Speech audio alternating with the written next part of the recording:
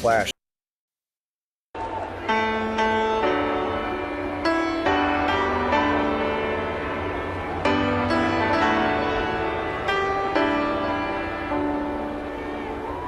Oh, say, can you see by the dawn's early light what so proudly we hailed at the twilight's last gleaming, whose broad stripes and bright stars through the perilous fight o'er the ramparts we who watched were so gallantly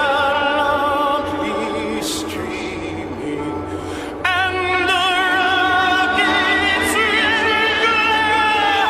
the bombs bursting in air gave proof through the night that our flag was still there. Oh, say does that star-spangled banner yet wave o'er the land of the free and the home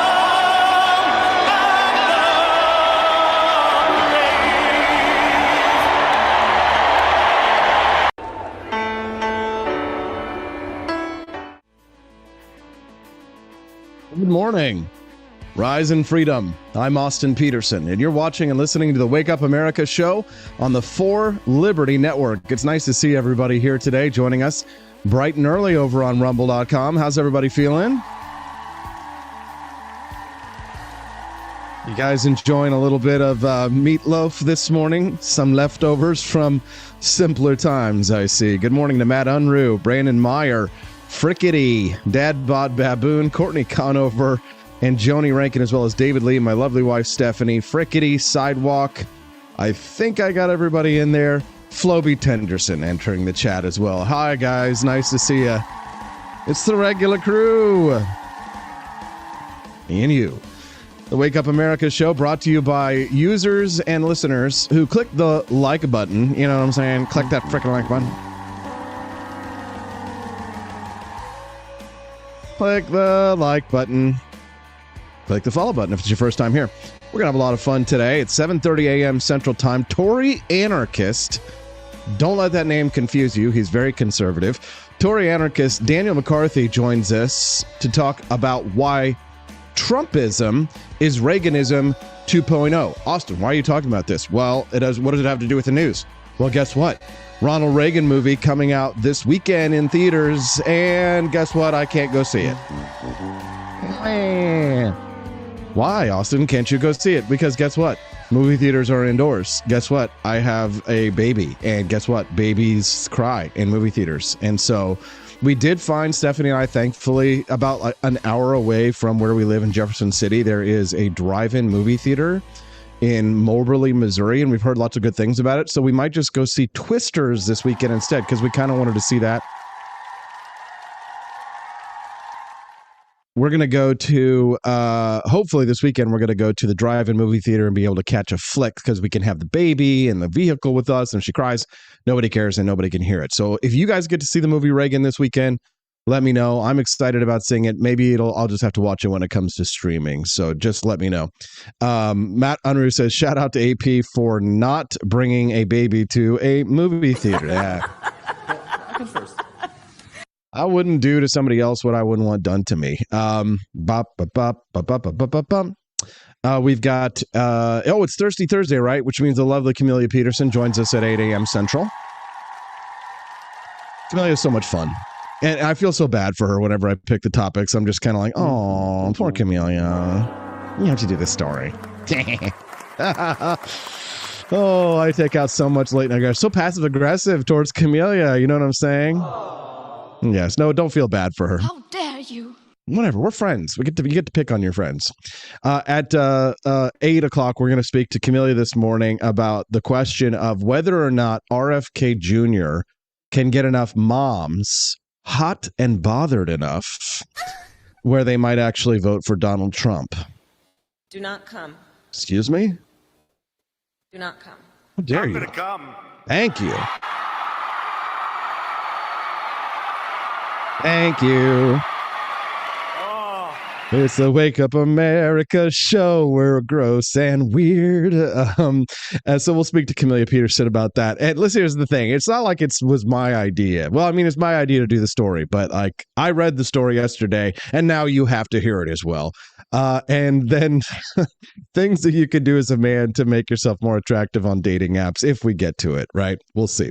Grizz Cheese over in the chat says, oh my God, if I had $1 for every time we didn't go out to eat, or either my wife or I took our crying infant outside while our food got cold because we aren't that a-hole that makes others list. What that means, I'm not sure. Courtney's complaining about me putting Robert F. Kennedy Jr. in the sexy role, in the seducer role, but I think methinks the lady doth protest too much because I mean, listen, I know a lot of dudes who were attracted to Robert F. Kennedy Jr. I mean, and some of them claim to be straight.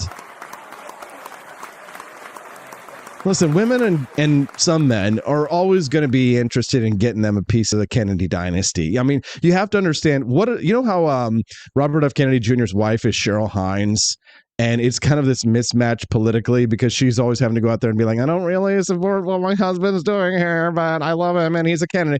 You have to know that like the reason why she puts up with so much crap is because his last name is Kennedy. You know what I'm saying?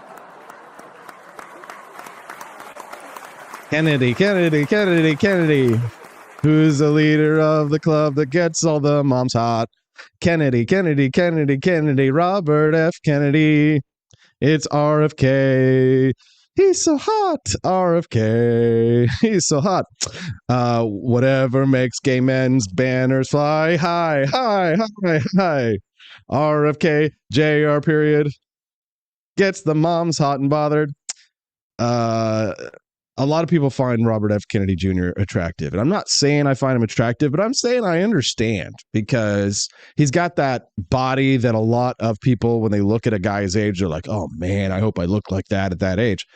Well, what's funny, it's kind of always been the running joke is that Robert F. Kennedy Jr. is so against Big Pharma, but bro, you don't get those gains at that age. I mean, come on. Big Pharma, I think, produced a little bit of a hormone replacement that might have been helping somebody get a little bit buff in their old age. RFK Jr. This is why I'm kind of like, I'm glad he's on board and I'm glad that he's bringing on more independence. But I just, I'm dubious as to what role in the actual administration he should play. He is a part of the transition team, cool, fine, and good. We are going to speak to Camellia Peterson about all that at 8 a.m. Central Time, so I don't need to go into all the horny details. At 8:30 a.m. Central Time, speaking of horny details, Daniela Pensac. I'm so excited for Daniela's new show. We're going to have Daniela join us at 8:30 a.m. Central Time, and she's got a couple of stories for us. Who knows what this conversation is going to go, though? You never know. At 8:30, we'll speak to Daniela Pensac about the Pope, Francis the Pope, Pope the Francis the Pope. Yes, Francis the Pope. That is the correct way to say this. Francis the Pope says that if you do not allow migrants into your countries, it is a great sin for you to not allow migrants into your countries. So if you don't allow migrants into your country, you're a sinner. Sinners. How dare you? You sinners. So at 8:30 a.m. Central Time, we're going to speak to Daniela Pensac about the sin of not allowing migrants into your country. You think migrants just fell out of a coconut tree? I don't know what's wrong with you young people. You think you just fell out of a coconut tree?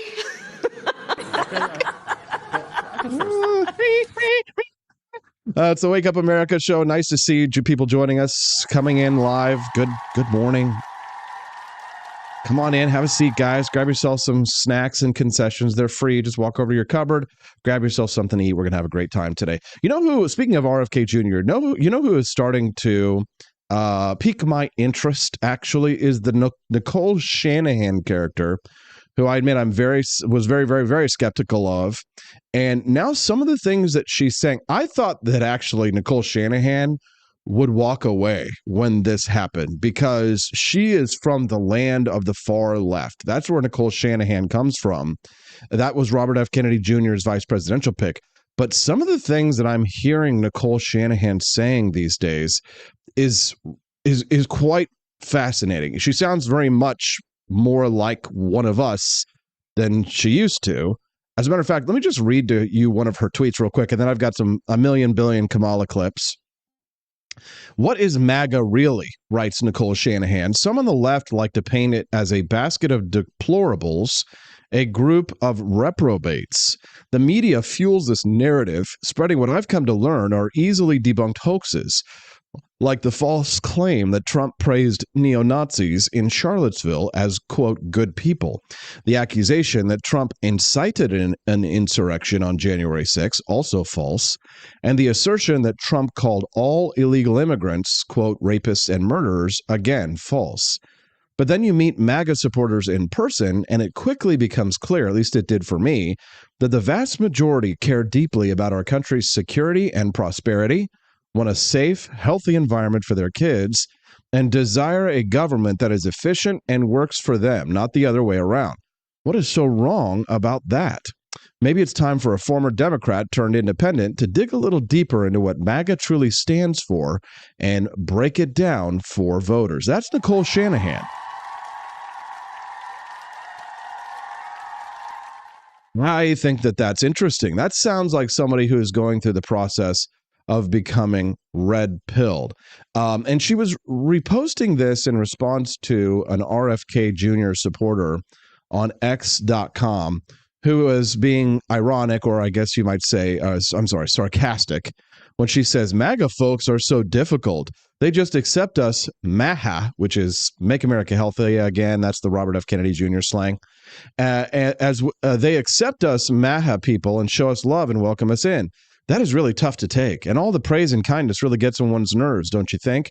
Seriously, are these MAGA people nice or something? So she is an RFK Jr. supporter who's talking about how she is being brought in by the RFK Jr., or excuse me, by the Donald Trump people, the MAGA people, and that they are not what the media has portrayed them as. I even saw Nicole Shanahan, and I think I have the clip, talking about how Thomas Massey should be the Secretary of Agriculture, which Nicole, baby, call me on that one. I'm glad to hear it. But before we get to all of that, let's talk about who the next potential president of the United States might be and find out a little bit more about her background, her history, and what she believes. Here's Kamala explaining the concept of teams to a high school band like they're 5-year-olds. Our country is counting on you. All of you. You are leaders. We're counting on you nerds to try and get laid so you can have kids and they can actually pay taxes. You know what I'm saying? Nerds. Sorry. By the very fact that you all are here in this room, doing what you do at this incredible school, doing it as one big team, understanding all of the different parts that fit together to create a team. What in the hell did she just say? What is she saying? If that's a word salad, it's not like, that's like a garden salad at like the Sizzler buffet at like the height of 2020 pandemic, or like the Golden Corral buffet before they revamped it after the pandemic, you know, before when it was getting all kind of run down and stuff, and you get the salad and it's got like the brown edges to it. That if it's that kind of salad, and like the dressing is all like they're out of like the good full like flavor dressings, and they only have like light Italian and light ranch. Our country is counting on you. All of you. You are leaders. By the very fact that you all are here in this room, doing what you do at this incredible school, doing it as one big team, understanding all of the different parts that fit together to create a team. Our country's counting. That's how you get a team. A team. When the moon, very hippie kind of weird, you know? Is in the seventh house, and Jupiter aligns with Mars. That's what these handsome signals are telling me. Then peace will guide the planets, and teams will steer the stars. This is the dawning of the age of Kamala, the age of Kamala Harris. Kamala Harris. Her VP is Tim Waltz. He's a big freaking weirdo. At least his kid is cool. They made fun of him for being special. There was a war on the right over it. Now everybody hates everybody. Aquarius. Aquarius. Bum, bum, bum, bum, bum. Shut up, Austin. Next I like I have another Harris clip. Where's the Harris clip? There it is. Warning, cringe. And I will tell you, I was in band when I was your age. Yeah, his in band was in your age. Oh. Here he comes, guys. So I know a little bit about, the coach knows about the players, right? And all that you all are doing, it requires a whole lot of rehearsal, a whole lot of practice, long hours, right? Sometimes you hit the note, sometimes you don't, right? But all that practice makes for beautiful music. And that is a metaphor, that is symbolic for everything that you all will do in your lives. What in the hell? What is going on there? What is happening?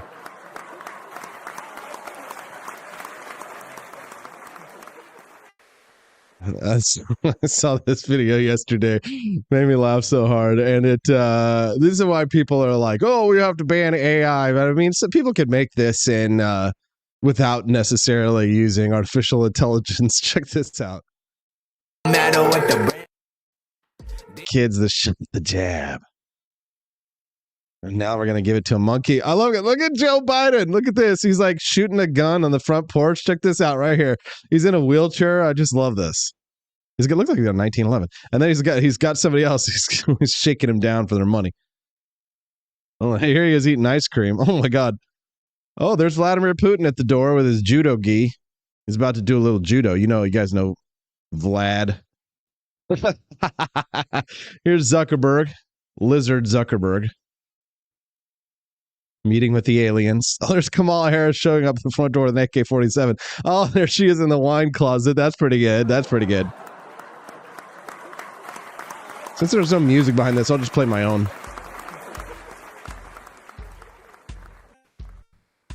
I like this. Oh, damn, that frame goes by too fast. But you actually get a good shot of Kamala's AK-47 right there. Jeez. What would you do if Kamala Harris showed up? Wait a minute, is that look at that. You got like an AR-15 style trap here going on with the look at that. That's funny. If you look at the AI closely, you can see that it has an AR-15 receiver and then the AK-47 style wood in front and back. That's interesting. She is holding somebody up. Getting her wine. She's a wine mom. Nice and drunk. Kim Jong-un is a Grim Reaper showing up to murder people. He's got a big button. Here's Pope Francis. We're going to talk about him today at 10:30. Holding people up. He's got an Iron Maiden safe. Xi Jinping.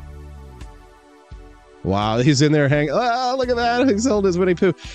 There's Elon with his Shiba Inus. Oh, getting arrested. Oh, no. Do you guys think that that's what Trump's head actually looks like there? Hold on. You think that that's like... If Trump didn't do something with his hair, if there was no hair intervention, you think that that's what Trump would look like? Zuckerberg. Joe Biden with the guy to have the ice cream. Vlad with his... And Xi Jinping. Hillary. All under arrest. Fauci. That one I could do for. Francis, maybe. Hey, Kamala Harris, definitely. The Door Brothers. Nicely done, guys.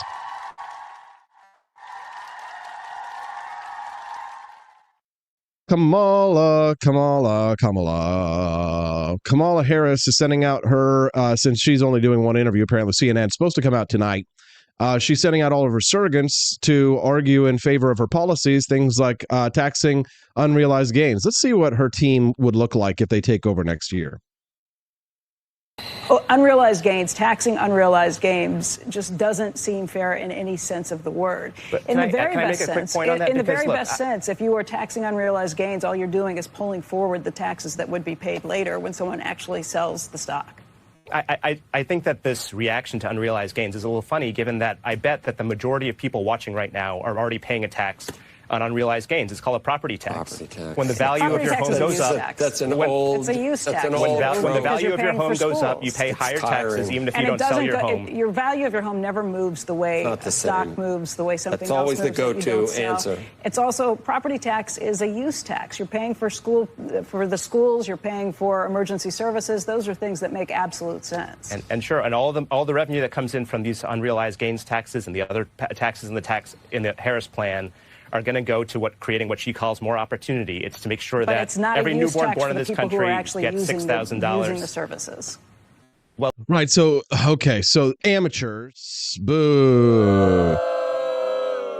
Okay. So this is Kamala Harris's, one of her economic advisors who's on CNBC arguing in favor of unrealized gain taxes. And the way that he's making this argument is to say that your property taxes on your home, your real estate taxes there, are unrealized. You're being taxed on unrealized gains. And this is an old leftist trope, as they noted there on CNBC, one of their other anchors says that this is an old trope, an old socialist trope that they use to try and advance the other issue. It's what they call, I think, Mott and Bailey fallacy. So they're trying to fall back to some position that's actually defensible. But when it comes to the question of unrealized gains, I think she cleared it up fairly well when she says that this is a use tax. You're actually getting use out of the property. You're paying property taxes. It's a use tax because you're actually getting value from the property that you're using. If you have a stock, it's an unrealized gain. It's a completely separate issue. You're not making money on that stock. You're not doing anything. You're not getting anything, any value out of that stock. If you get dividends, the dividends themselves are already taxed once the dividends come out quarterly. So if you're using your home and you're paying property tax on that, it's not you're still able to use that property. It's not the same thing with a stock as here's the thing. If I'd want to believe that he's an idiot if I didn't actually think that he was being deliberately deceitful. I am typically the person that argues that these people are more stupid than they are evil geniuses. But in this situation, I do think that he is deliberately trying to be deceitful. What do you guys think? I'd love to hear your thoughts. You see that phone number at the bottom of the screen? You can't see the phone number at the bottom of the screen if you're listening to the audio version later. Right?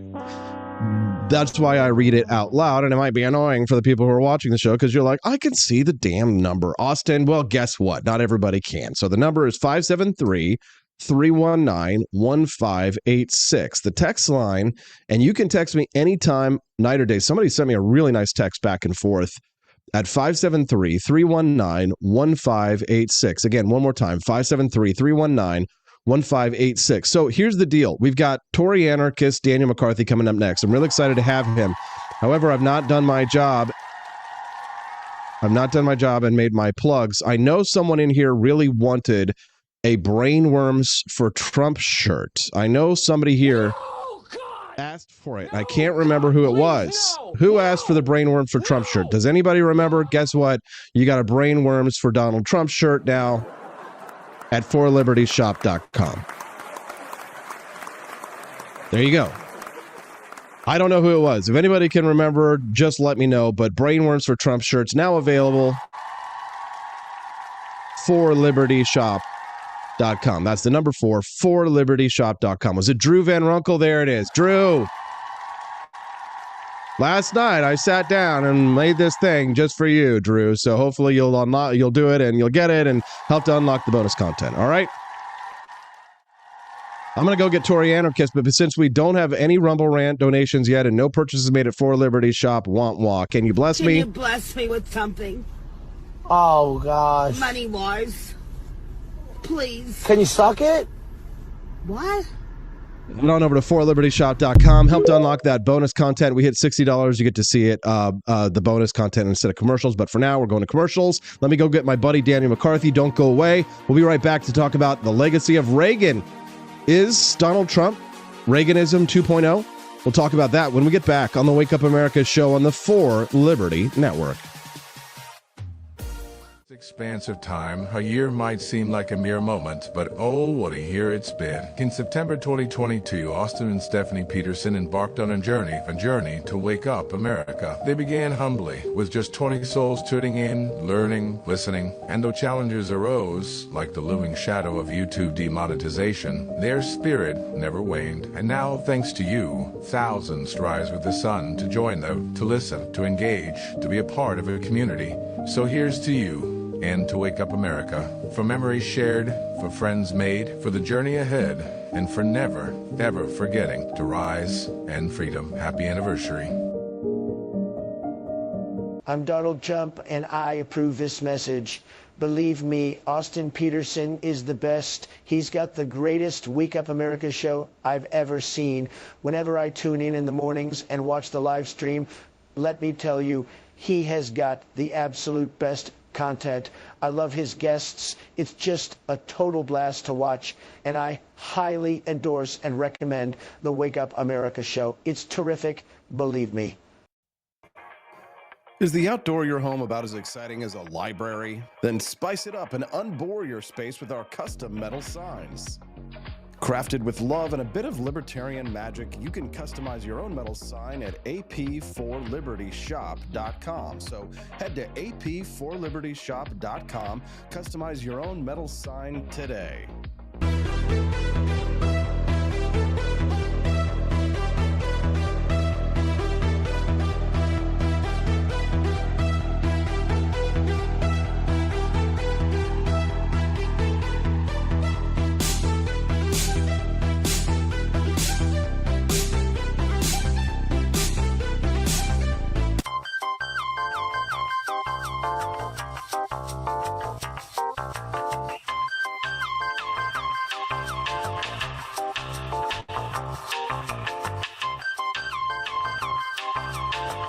Welcome to a world of vocal discovery at Peterson Voice Studio.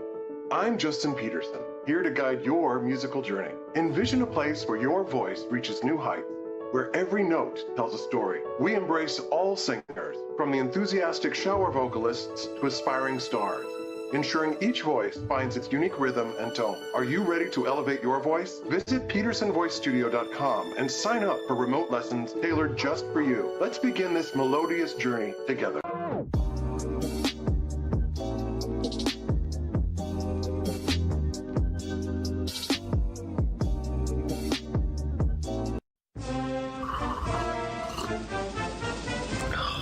Tired of spending your hard-earned money on woke corporations that don't share your pro-freedom values? Fed up with sipping liberal lattes and progressive cappuccinos? Introducing Founding Flavors from AP for Liberty Shop. Get your day started with Washington's Revolutionary Roast. As robust and principled as the man himself, this blend is the shot of energy heard round the world. Or maybe you want to taste the fervor of freedom with Adams's Patriotic Perk. It's as dynamic and balanced as the U.S. Constitution, sure to awaken your spirit of liberty. For the aficionados, we've got the Jeffersonian Java, a complex mix of flavors that speaks volumes about your refined tastes. And don't forget Betsy's Liberty Lullaby, our decaf option, crafted with the same care and dedication Betsy Ross put into our Star-Spangled Banner. This blend lets you enjoy the taste of freedom anytime without losing sleep. No woke beans here, folks. Just pure, patriotic, pro-freedom flavors brewed with love for liberty. So why compromise your principles for a cup of coffee?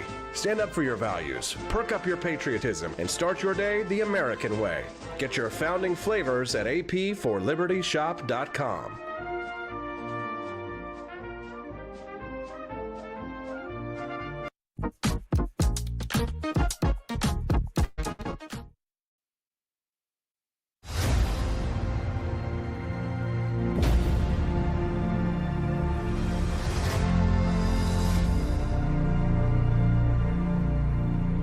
There's nothing a retired governor can do about the Soviets, but a president, now he can do a thing or two. Welcome to your life. I was a lifeguard on a river. There's no turning back. And I learned how to read the currents.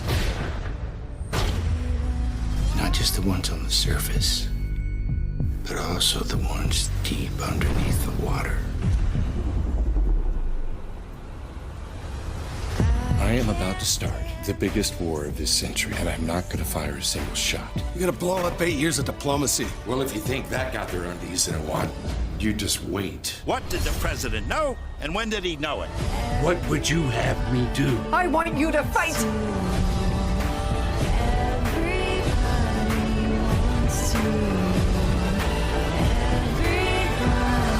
Mr. Gorbachev, tear down this wall. Good morning, everyone. Rise and freedom. I'm Austin Peterson. You're watching and listening to the Wake Up America show on the For Liberty Network. Click the like button if you haven't already. If you're joining us on rumble.com for the very first time today, we'd love to have you be a regular guest. So click the follow button as well and come back and join us Mondays through Fridays, 7 to 9 a.m. Central Time. It's a great way to start your day. And tomorrow's a special day, Freedom Family Friday, wherein I bring my brother Justin streaming in from Boston. My lovely smoking hot redheaded libertarian wife Stephanie joins us on set, and our beautiful little redheaded baby as well, because, well, we don't have a babysitter yet. So make sure you come back here tomorrow and join us. Ronald Reagan. I remember being a little boy, being a baby. I was just barely not a baby anymore, sitting on my father's shoulder at Kansas City International Airport. And I sat on his shoulders and watched as Air Force One taxied up the runway until the door opened and out stepped a man wearing a brown suit, very handsome, with a lovely wife, and he waved at me, and I looked down at my father's face and I realized that there was something about this man that was very special, that my father prized. And maybe I didn't understand the Cold War or perestroika and Gorbachev, or maybe I didn't understand politics at the time, but it felt like in the early 1980s that America truly was a better place than this sort of dark, somewhat dystopian America that we're heading towards, with woke culture taking over and the dangers of a Kamala Harris DEI presidency. I love reading the columns of my next guest, who I've known for years, maybe over a decade, Daniel McCarthy.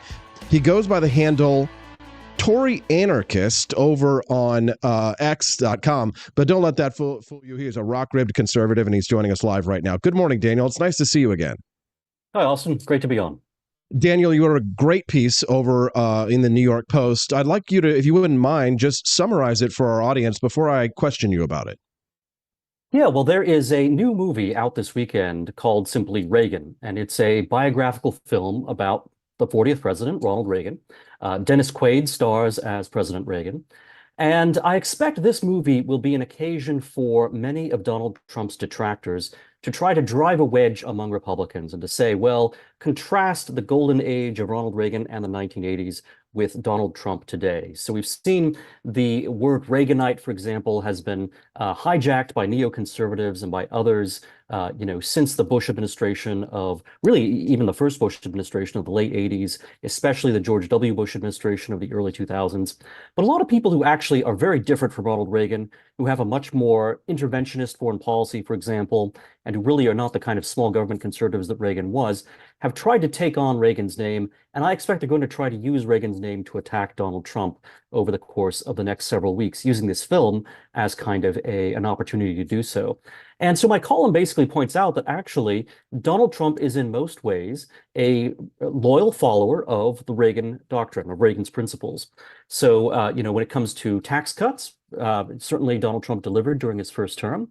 Even when it comes to foreign policy, there may seem to be a big difference between Ronald Reagan talking about the evil empire and the way in which Donald Trump has conducted diplomacy in his first term. But in fact, Reagan also was very bold in doing diplomacy with countries that were, our opponents in the Cold War, especially the Soviet Union, of course.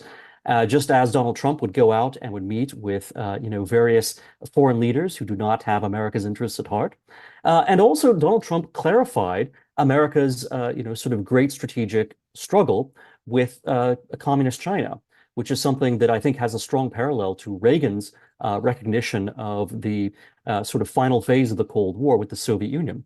I don't get to mention this in the column, but of course, Reagan's relatively non-interventionist foreign policy, the fact that he pulled us out of the Middle East when American troops got attacked there, also has a parallel with Donald Trump's realism and restraint and desire to keep us out of Middle East conflicts. So I think there's actually a great deal of continuity between Reagan and Trump. Very different personalities, but in fact, Trump is carrying on most of the Reagan agenda.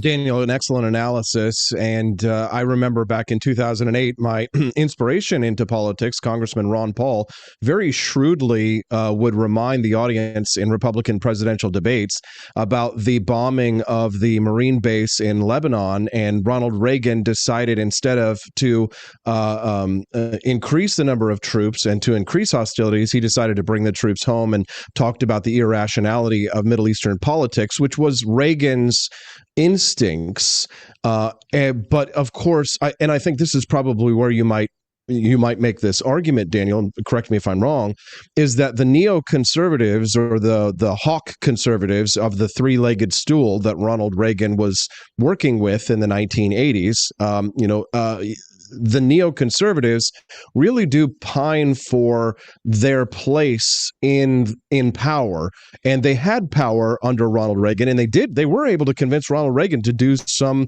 highly interventionist things, and Reagan paid the price for that in many ways. However, in the modern times, underneath Donald Trump, neoconservatives, I would say, I'm not saying they're nowhere to be found, but they certainly don't have the cachet with Donald Trump that they did with the Reagan administration. Would you say that is where a lot of these Republicans for Kamala or people like that are coming from, their motivation to not support Trump? Yeah, I would largely agree with what you say. Now, during the Reagan administration, it's true that a lot of neoconservatives started to infiltrate the administration and kind of worm their way up. And oftentimes they did this by serving, in the vice president's office with George H.W. Bush and, sort of attacking the Reagan administration from within or worming their way up through the bureaucracy. And, they were mistakenly assumed to be, former Democrats or people who may once have been progressives who are now supporting the Reagan agenda. But in fact, they came into the Reagan administration with their own agenda, and they were always pushing the Reagan administration in directions that were unhealthy. Now, it's true that Donald Trump had some neocons in his administration as well. He put someone like John Bolton, for example, in as national security advisor. But you're quite right that Donald Trump was quite willing to ignore the neocons across the board. I think Reagan really wasn't, all that, inclined to listen to neocon advisors. But he was also less aware of the risks that they represented. Donald Trump, weirdly enough, even though he would seem to be oblivious to them, would put in someone like, Bolton. Once they were actually in his administration, he tended to ignore them, to isolate them, and to reduce the amount of damage they did. I always like to say, I think John Bolton actually did less damage as national security advisor than he did as a op-ed columnist for the Wall Street Journal and as a Fox News personality, just because Donald Trump was less inclined to listen to him as national security advisor. So there is a difference there, but the neoconservatives are very persistent. And of course, after the Reagan administration, they really preyed upon the fact that conservatives weren't sure what direction to go in after the end of the Cold War, or at least a lot of conservatives were not sure, especially with respect to foreign policy. Now, Ron Paul, who I know that you were inspired by and someone that I worked for, back in 2008, Ron Paul had a very clear vision that it was time for America to come home again and for us to get out of all of the foreign interventions that the neoconservatives wanted to get us into in the 1990s.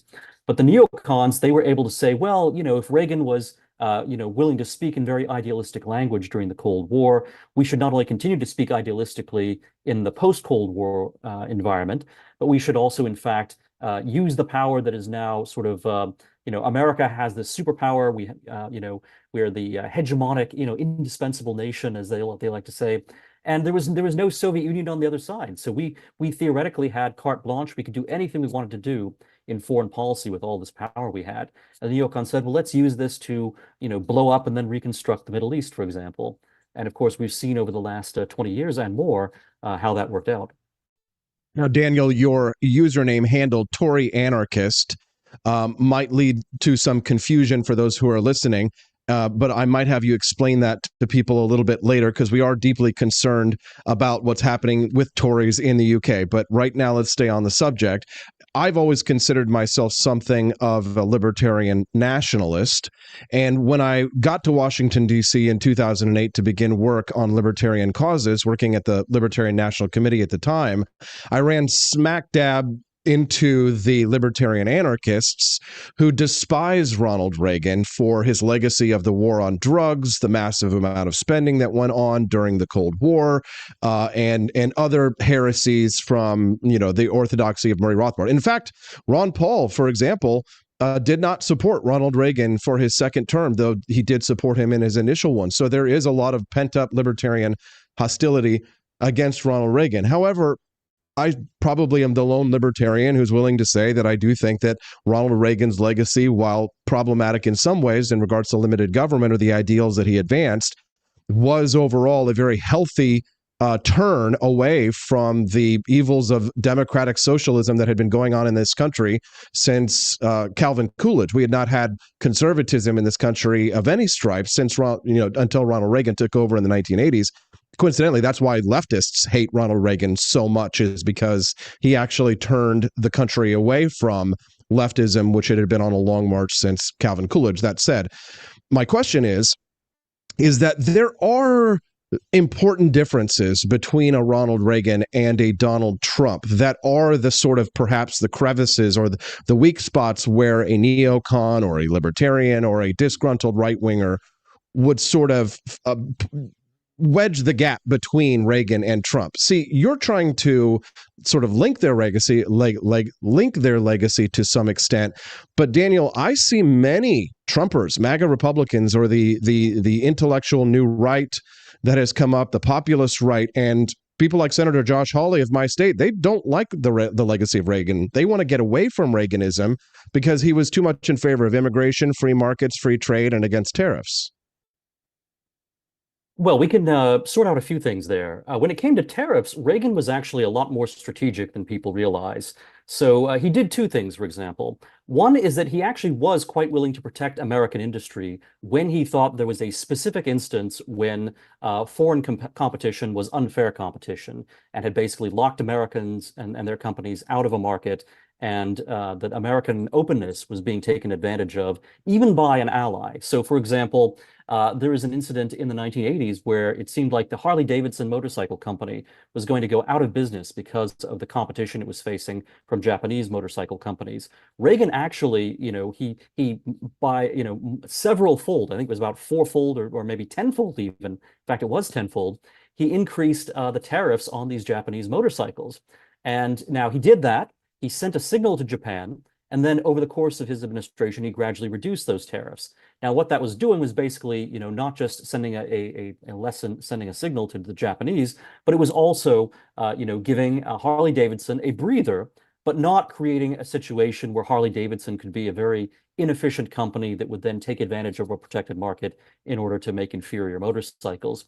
So I think Reagan was very smart and strategic when it came to that. With other trade policies, similarly, he was quite willing to be a tough negotiator. So he, brought the Japanese to, have a series of discussions that became known as the Plaza Accords. His goal there wasn't to create new tariffs, but it was basically to say to the Japanese, look, we do have these tools at our disposal. And if you don't bring more American manufacturing here, more manufacturing here to the United States. So in other words, Japan has a very protected and restricted auto market. It's really hard to sell American automobiles, even to this day, in Japan. Japan, however, was able to sell automobiles in America. And we like that. We like the idea of having open markets. But Reagan said, if you continue to have this imbalance, and it means that all these manufacturing jobs leave America and go to Japan, where Japan is able to, manufacture the cars and then export them to the United States, that's going to be something that we will respond to with trade policy.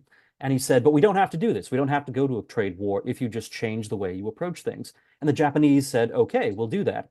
So with a tough trade negotiating position, Reagan was able to get the Japanese to continue selling Japanese cars in the American market, but now these Japanese cars would be made in America.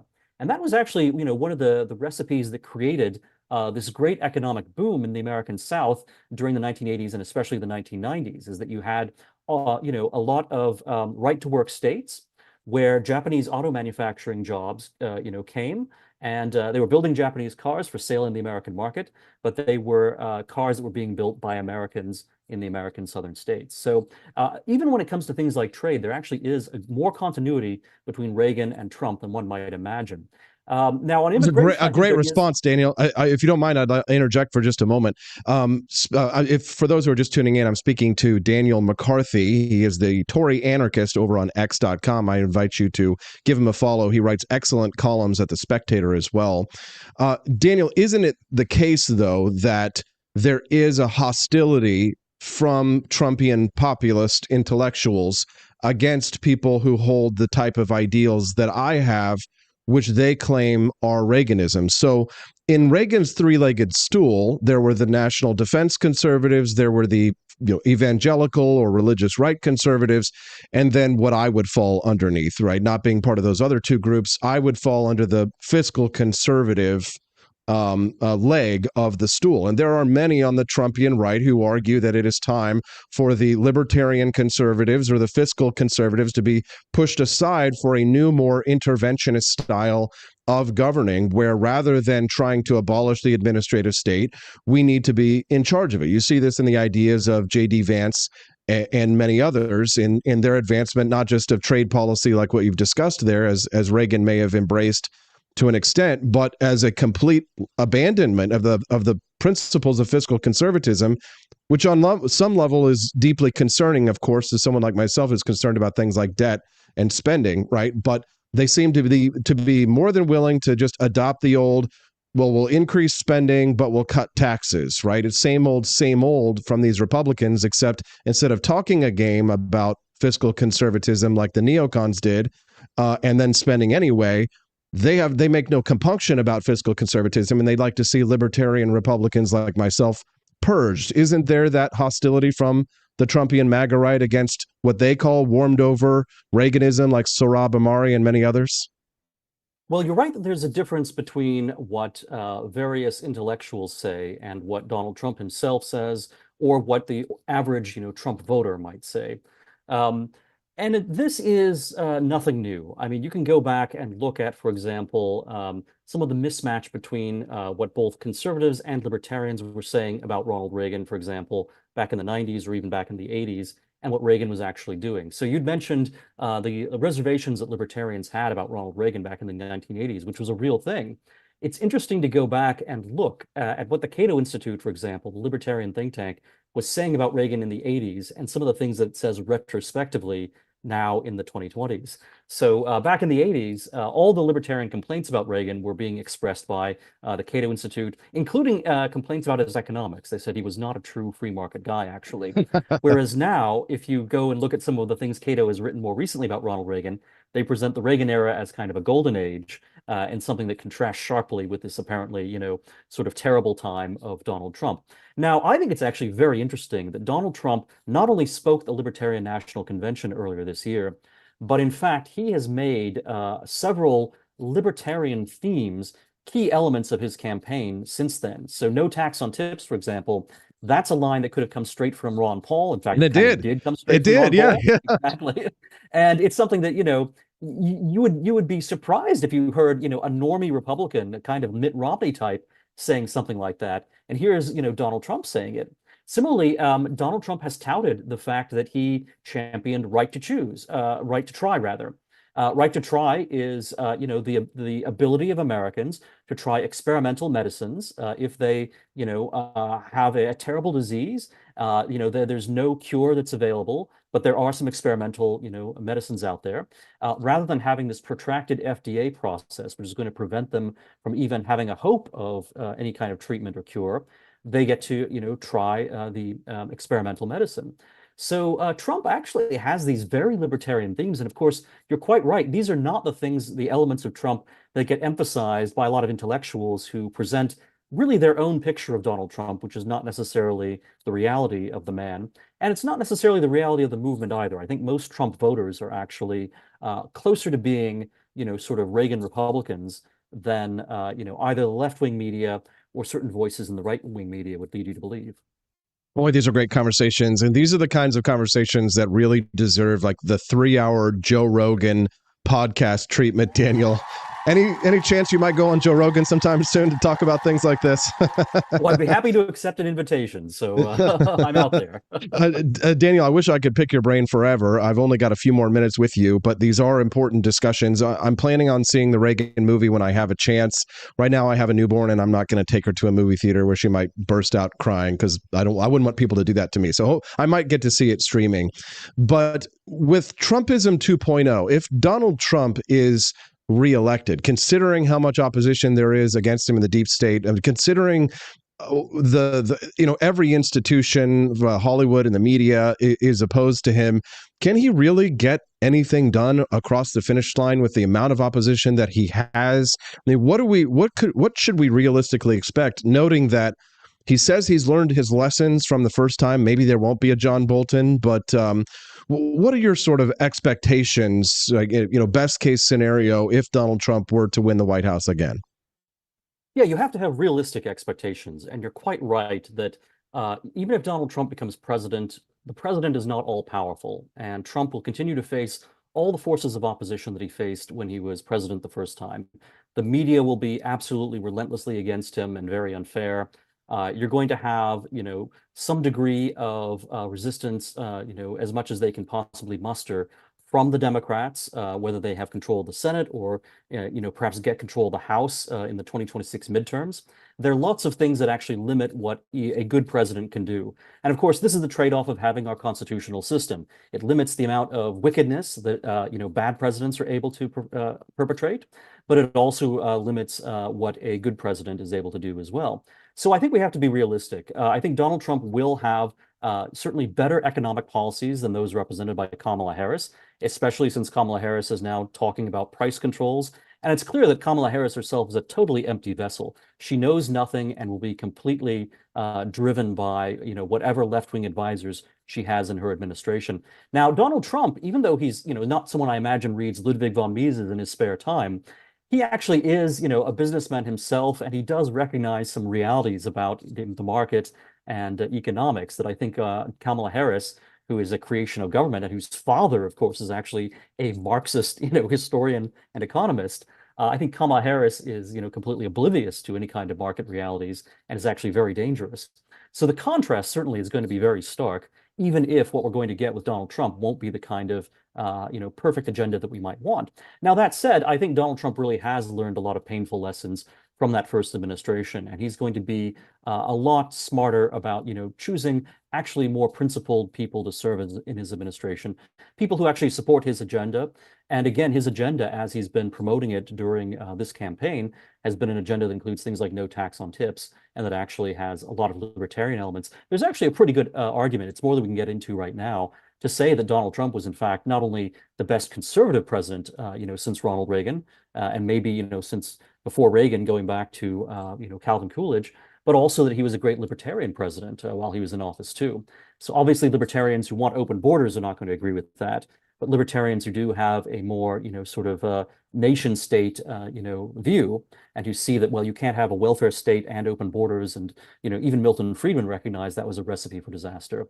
But more realistic libertarians, I think, who recognize that we need to have control of our borders and control of immigration, they can find a lot to like about Donald Trump. Daniel, I really find your words very insightful and quite inspiring. That's why whenever I see a new column by you over the New York Post, I snatch it up instantly and consume it. And when I saw yours yesterday, I was like, man, this is great stuff. Perfect timing for the new film coming out this weekend starring Dennis Quaid, Reagan. And we just went through the economic history of the last 50 years. Daniel, very inspiring. Again, where can people find you online? Or is there anything else that you'd like to share with our audience before we let you go today, sir? Yeah, I'm the editor of a publication called Modern Age, and you can find that online at modernAgeJournal.com. Again, that's modernagejournal.com.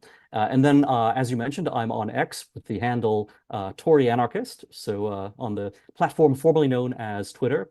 And as you say, my syndicated column runs in the New York Post, runs in Chronicles Magazine, and many other great publications. Daniel, next time we have you on, I need to ask you about what's happening in the United Kingdom, considering the threats to extradite American citizens over our use of free speech.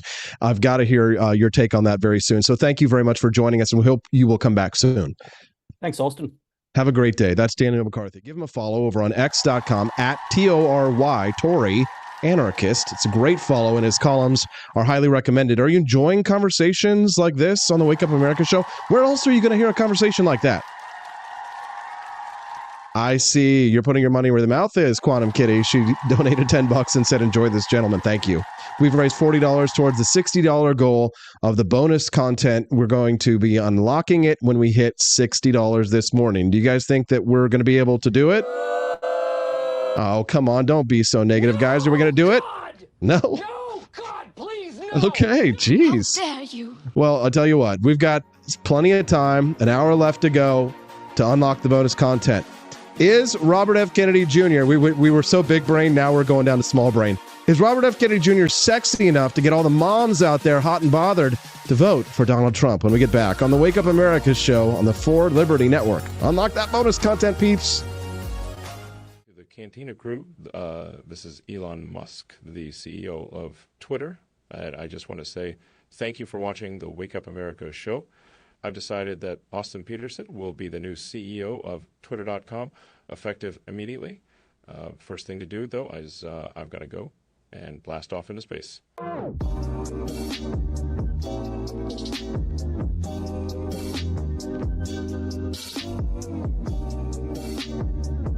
If there wasn't going to be somebody who was a fiery champion of liberty, somebody who would get out there and who would be aggressive, and if they wouldn't do it with more fire or passion than I had, then I would go and I would fight this battle for us. I've fought for the principles that we all share. Parties tend to be secondary to me. We're here because we believe in the principles of liberty. I am not a perfect messenger, but I think I'm a damn good one. This is a replica of our first president's flintlock pistol. You have my full support, my respect, and my gun.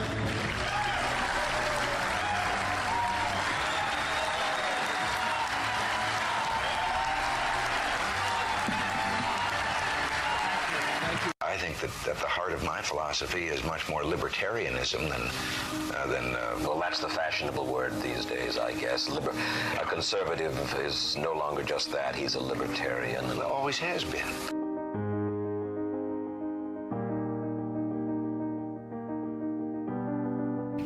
Yet any time you and I question the schemes of the do-gooders, we're denounced as being against their humanitarian goals. They say we're always against things, we're never for anything.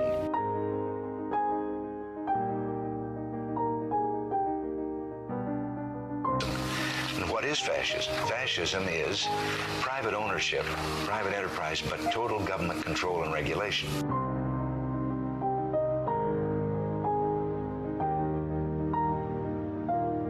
Well, the trouble with our liberal friends is not that they're ignorant. It's just that they know so much that isn't so.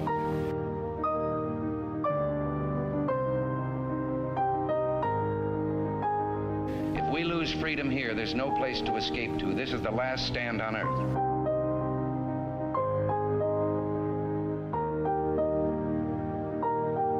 This is the issue of this election. Whether we believe in our capacity for self-government or whether we abandon the American Revolution and confess that a little intellectual elite in a far distant capital can plan our lives for us better than we can plan them ourselves.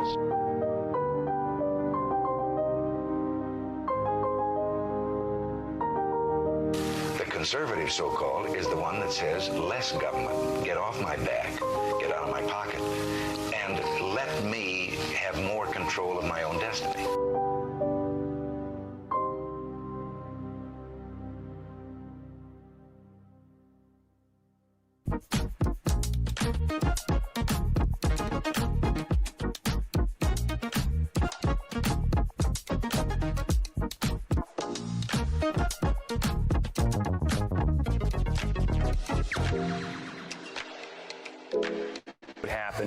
If I had to pick up the phone, call 911 for one of my family members or one of my neighbors, what would I do if no one was on the other end to respond? What if there was no 911? You can be a part of the solution. Anybody can be a firefighter. Male, female, younger, older. We have school teachers. We have leaders in business. Is me, you, anyone that wants to be. There is no typical firefighter. Do you hate the deep state? Do you reject the Antichrist in all his ways? Do you believe that aliens controlled LBJ to assassinate John F. Kennedy? Did you know that the shot can put chemicals in you that will make you more sensitive to 5G? Do you love America? Do you want more freedom? Do you like smoking hot red-headed libertarians? Then the AP for Liberty shop is for you! Check out all the awesome new merch and have a happy new year! Fight the deep state, reject the Antichrist! Visit AP for Liberty shop and get your patriotic merchandise now, or the deep state wins!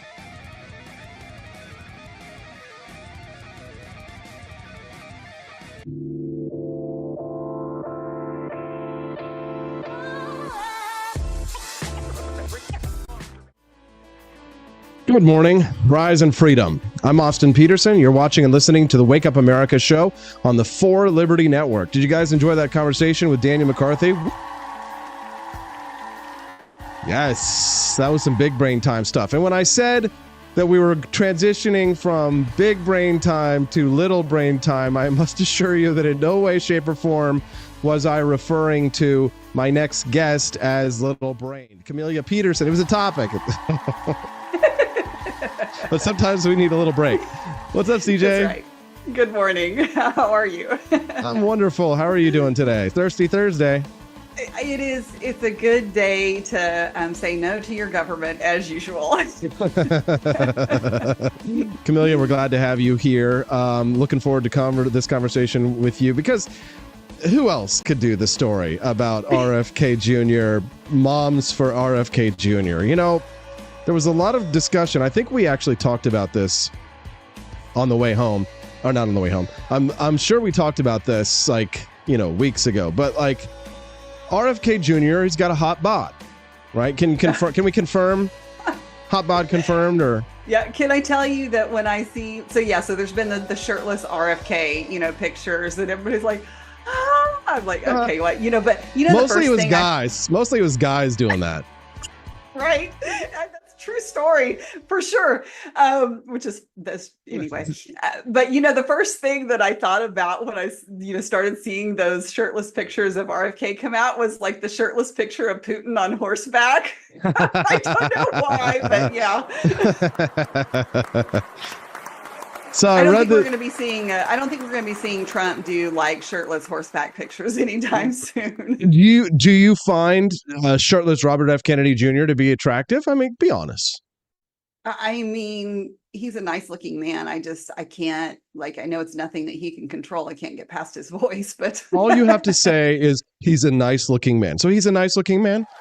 Sure. I mean, it doesn't make me feel particularly better one way or the other about him, but yeah. And you're a mom. Yeah. Okay. So you're a mom who thinks Robert F. Kennedy Jr. is a nice looking man. It's sure. Fair to say. Okay. That's fair. Yes. You think that, maybe that there are other moms out there who aren't as, overzealous about things like his voice, whatever, right? But, he's a Kennedy, he's kind of buff, he's still kind of good looking. And now he's asking you to support Donald Trump. I mean, does that sort of turn some women on, maybe who aren't sapiosexuals like yourself? That's so funny. Now you're gonna have to explain to your audience what that is later. I don't have to do shit. Oh my gosh. I think there are a large number of women, a significant segment of the voting population, female population, that is impacted by how candidate's appearance, right? How significant? I don't know if I could hazard a guess at the number, but I would say Approximate. pretty significant. I mean, approximate. What percentage of women what percentage of women that you just admitted do vote for someone based on their looks? What would you guess within a 10%, 10 points margin of error? Okay, so like within, if we're not talking about party at all, if we're just like across the board, women voters in general, I would say it's probably pretty close to 60%. Oh God! So What's wrong with you all? What kind of aberrations, some twisted freaks of nature have you become, ladies? I apologize for my gender. I'm sorry. Yes, thank you. Apologize. Can I blame it on like God made us this way or something like that? Does that work? Or baby, yes, Lady Gaga, like baby, I was born this way. Is that maybe the inherent sinful nature? Maybe that's it. That's what it is. You were the ones who were tempted. Adam and Eve. She took the bite of the forbidden fruit. So are you saying that Satan looked like RFK Jr.? Yes, actually. Here, come and eat the fruit of the Make America Great Again tree. It's delicious. Okay. Well, I will say that this article that talks about this woman who was, a Democrat that is saying that RFK Jr. supporting Trump has been what's moved the needle in her moving her support to Trump. The more she talks about this, I mean, really what it is we see this in that 51% of people who kind of consider themselves independent now, who are moving away from both parties because they are those kind of blue dog Democrat types, those centrists, right? That they don't like all of the more quote unquote extreme elements of people on the right. They probably agree with a little more of the social policy things on the left, but not the extremes where you're talking about, boys and girls sports, those kind of things. They still don't like those kind of things. And they think that, there should be some guns, but maybe with, some checks and balances on it. So they're those kind of Democrats, but they also, they're also that segment of the Democrats who just, 6 months ago were criticizing Kamala. But they're not the people who have all of a sudden jumped on board with saying she's the greatest thing since sliced bread. You give people so much credit. You're just you just have such high expectations. If there's one thing that these women voters that we're discussing love, perhaps even more than a beefy Kennedy, beefcake Kennedy like RFK for his looks, it's the conspiracy theories from the stay-at-home mom crunchy granolas. They love RFK not because Kamala hasn't quite tickled my noodle or my noggin when it comes to his economic policy. No, they think that the things in the sky are chemtrails and they're poisoning us all, and they're all obsessed with health, make America healthy again, right? But for them, health is not, is getting measles, mumps, and rubella while eating a sandwich with, grains and kale on top of it. I don't know. I like kale and grains, but you know what I'm saying.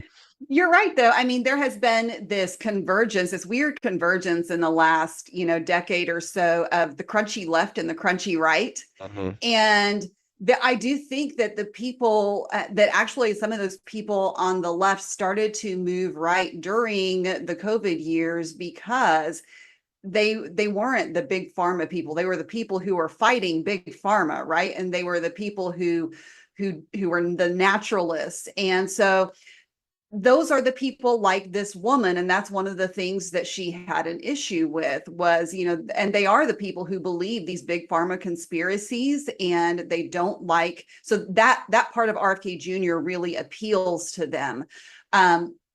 So yes, because I hear so much of this on the right in the last several years, I kind of forget that it really used to be, the left that was really more crunchy. It's like the hippies have moved to the right. Isn't that fascinating? I wonder what that's all about. Like how did that switch or that change go? Because I remember in like 2008 or 9 or something like that, that whenever you talked about like banning GMOs or like, marches against big pharma, for example, that was all a left-wing creation. I think it was already happening before the COVID-19 pandemic, but the pandemic absolutely accelerated it, didn't it? Right. And, and to a certain extent, I almost wonder if it isn't kind of this natural tendency for people to want to be countercultural, right? So yes, that's kind of a hipster sort of a vibe where it's like, I was this before it was cool. You know what I mean? I liked this band before it was cool, right? But then once it becomes popular, they don't like it. You see that with a lot of like Trump celebrities who like got big from 2016 to 2020 or whatever. And then they're like, now they're kind of like, I don't want anything to do with it. Ann Coulter's kind of like that right now, but for different reasons anyway. But what were we going to say? Ann Coulter is, well, I was going to say Ann Coulter is a good example of the dangers of like almost politician worship, but it's becoming this so invested in these people, because what was the book that she wrote, In Trump We Trust, right? She's someone who has just done a complete 180 on this, but she went from one extreme, to the other. And I think that's the danger that we see in politics these days, is that one extreme to the other. And can we just sit here in the middle and call balls and strikes and, stop worshiping our politicians? No, we can't, Camellia. Unfortunately, we have to worship politicians, and everything they say is the word of God. Well, I guess I'll just be unpopular. People are nuts. That's okay, Camellia. We'll all be there with you. If you're just tuning into the Wake Up America show, good morning. I'm Austin Peterson. I'm doing a million things at once. Hanging out with my friend Camellia Peterson. We're not related. She's joining us Tuesdays and Thursdays at 8 a.m. Central, like she always has. And we're always grateful to hear her points of view. And she's such a good sport because I give her such a hard time here on the show. And I think if we haven't already made her blush, then the next part, we will absolutely do.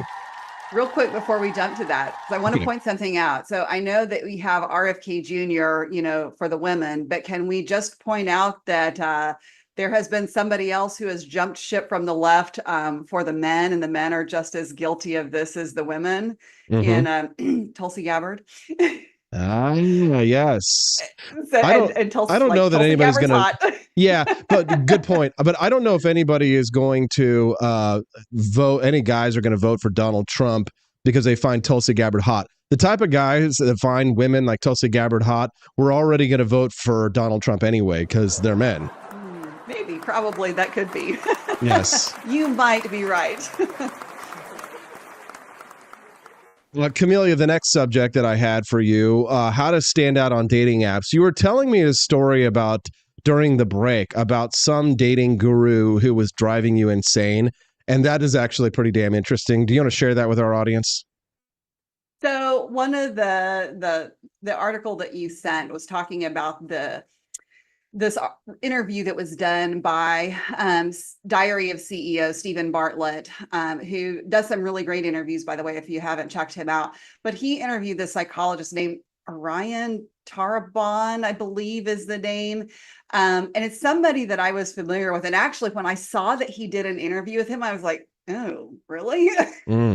Because I've listened to some of this guy's things before, and for me, he's just difficult to listen to with his style and mannerisms, because everything is very, placating, but it's also at the same time has those red pill elements of like, these are these things that you need to know about women, and here's how you can be successful with dating. And there's some elements of truth in it, right?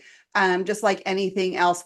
But, in it, he also kind of mixes in, some of these things about what men can do to be more successful on dating apps, because they do talk about the reality that dating apps are much more beneficial for women than they are for men. And it talks about how that, there's basically 10%, we've talked about this before, 10% of men are getting the attention from women, because we kind of created this false environment of just validation for women on these dating apps. And so but he did talk about some things that are true in how men can improve their chances with women on dating apps. And I think that they're universal truths, right? They're talking about, like, first of all, take a shower, wear some deodorant, dress better. Those are some things that every man should do. Take care of yourself, be fit. These apply to both men and women. But he also talked about, one of the things he said that just like struck me, that's just not, no, is he said that men should learn to communicate in a way that women communicate.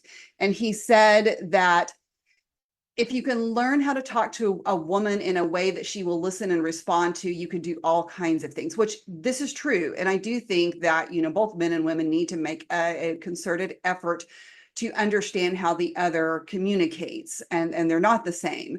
But he said it's a lot about vibing. Feminine communication is very different. And I'm sorry, but if a man talks about vibing with a woman, that's kind of a turnoff, to be honest. Well, for you, but I mean, a lot of these younger women and stuff, it's like, I used to have buddies who, and I might have mentioned this to you before, I used to have buddies in like high school and college and after that for a while, who they were really into hippie chicks because they were easy. And so the way that they would get in, the way that they would, hook up with them was that they would say things like, oh my God, I really love your vibe. And like, and they would be like, so what? Oh, my sign? Oh, yes. Let me tell you. And I knew that they hated horoscopes and all that crap. But really what you do is you just tell women what they want to hear. Okay. Well, tell them what they want to hear, regardless of whether or not it is true. That works with most people, regardless of gender. Yeah, for sure. But nobody's like really trying to get into our pants unless it's RFK Jr. You know what I'm saying? Well, I mean, this goes back to the conundrum that men are facing right now, kind of this complaint that, you want to be able to get these younger women, who is probably going to be the younger women who are going to be more responsive to that approach, right? But at the same time, the fact that they're responsive to that approach is also the problem, because they're vibing to begin with, which means their frame of mind and the things that they are learning that they are going to have to unlearn are all of the things that men are also complaining about. You know what my lesson what I learned in my lesson, Kim, I'll tell you a brief story about change, about human nature, and about your bitter quest to change human nature. I appreciate that you point out the flaws in human nature, but human nature, Camellia, is human nature. I remember, I've told this story before, maybe a million times, when I was at the International Thespian Festival for a week. I saw this guy who I'd always been really nice to girls. I had a good girlfriend in high school, cheated on me, treated me like dirt, right? Terrible relationship situation.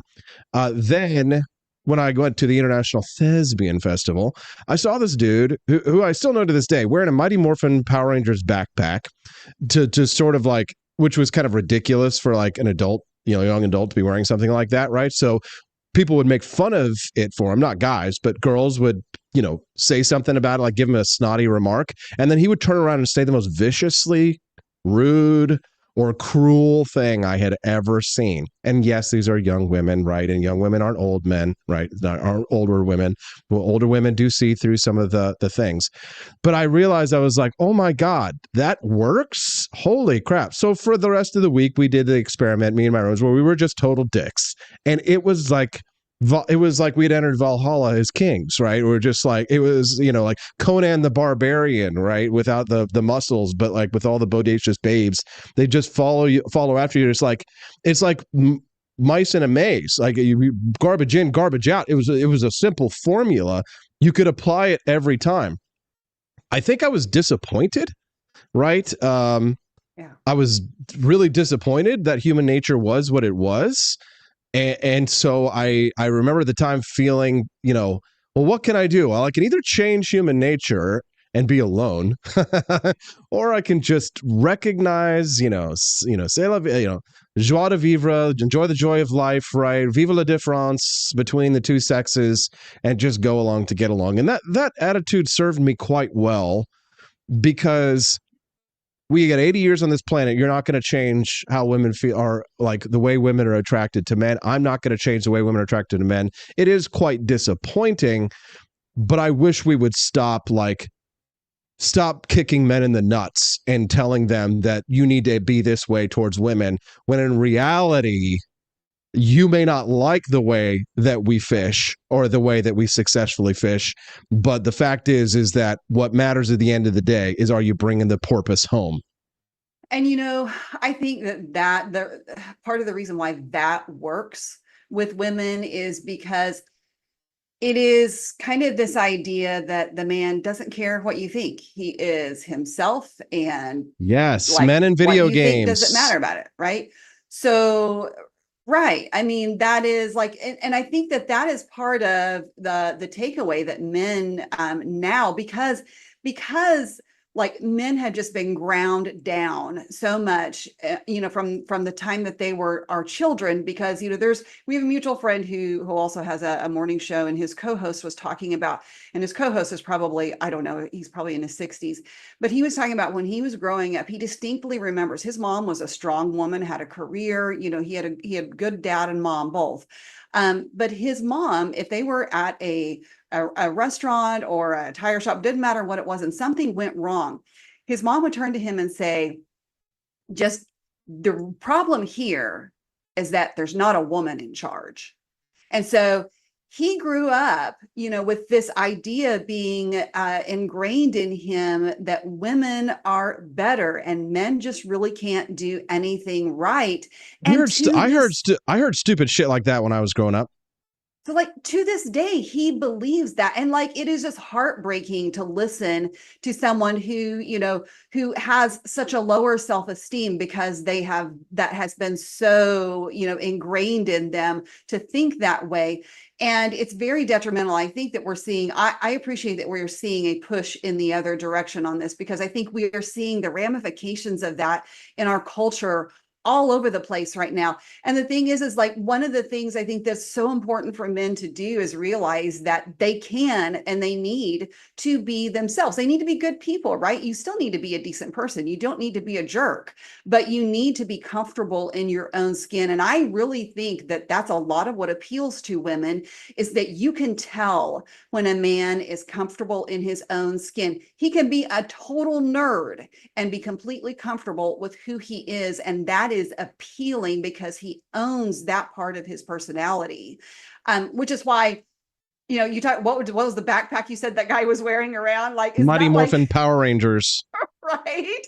So, it's not like he had some particular, style or whatever, but he had the charisma. Like charisma can overcome your personal style, but if you've got both, you're probably unstoppable, right? Right. There's two things I want to discuss. One, the devouring mother, right, which is sort of what we're talking about. Two, that video game poll that we learned a little bit, we talked about online on X like a week or two ago. The devouring mother is, let me read the definition here. The term devouring mother is used to describe a mother who is codependent and consumes her children, especially her sons, emotionally and psychologically. She may have a childlike dependence on her children, which can make it difficult for them to develop autonomy and establish their own identity. Oh, they're over nurturing, smothering, overly protective, possessive, and doing too much for their children. They may seek fulfillment through their children because they see their identity as inseparable. She may have a love-hate relationship with her sons, feeling guilty about them becoming independent of her, while also wanting them to have the needs they need to self-actualize. And so what we have seen is, I think, generations of men raised by these devouring mothers. This is the generation of the participation trophies. This is the generation of everybody must wear a seatbelt by law, by force, helmets, pads, right? Like you don't disappear with your friends on bicycles without phones anymore. Nowadays, you've got GPS trackers on your kids. And I think it's sort of created a wobbly instability in the men of this nation, because they have been told women want this of you. Women want to be in charge. They want to be bold. They don't need a man. They're independent. They can make as much money or more money than you. That's what we've been told. But then when we actually get in a situation where we're like, wow, I'd like to have a relationship with a woman on the terms of which society has laid on us, women despise us for actually following through on these terms. Which leads me to the next subject, which is women despising men. Emerald, I think her name's Emerald Robinson. She didn't originate the poll, but she was commenting on it and got a lot of flack for agreeing with it because, like, the one hobby that men had that most women said they found the least attractive, one of my hobbies, playing video games, right? Yeah. And I actually remember, and then I'm going to set this up for you, then I'm going to let you go. I actually remember feeling insecure about playing video games too much at a certain point in my life. And it actually did make me go, okay, because I was getting really good at martial arts in video games. And I was like, I should probably get it off my ass and spend this time learning how to actually do these in real life. So it actually motivated me to become a martial artist to a small extent. And video games have also inspired me to read more about World War II and history and the Civil War and lots of video games have inspired me in lots of ways. But if men listen to women when it comes to their hobbies, that is really the real secret is that we were never supposed to listen to your opinions about what we like and enjoy at all, weren't we? We were supposed to, the secret, right, to unlock, to be a real man is to not give a shit what women think about what you enjoy, right?